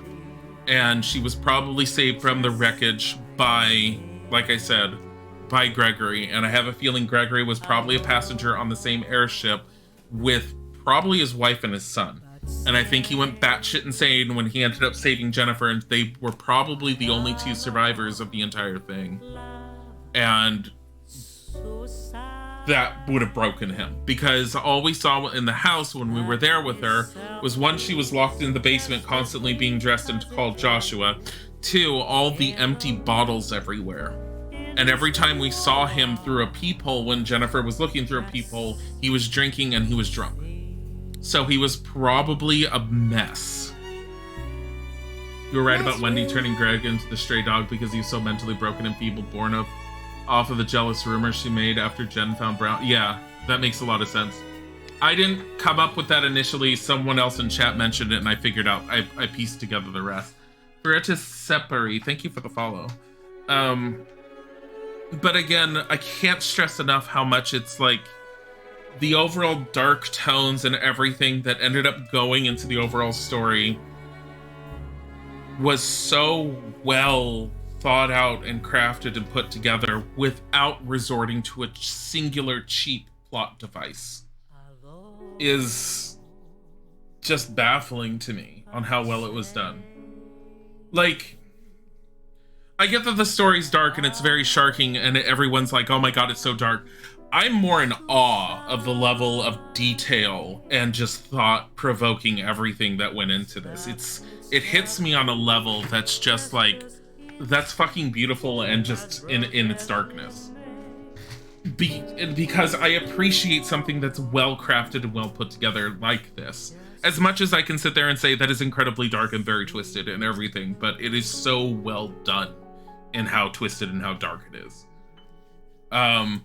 Its gameplay sucks. Like, anyone who tells you this is a great game, it is not a great game. It is a great story with great visuals. It is a shit game.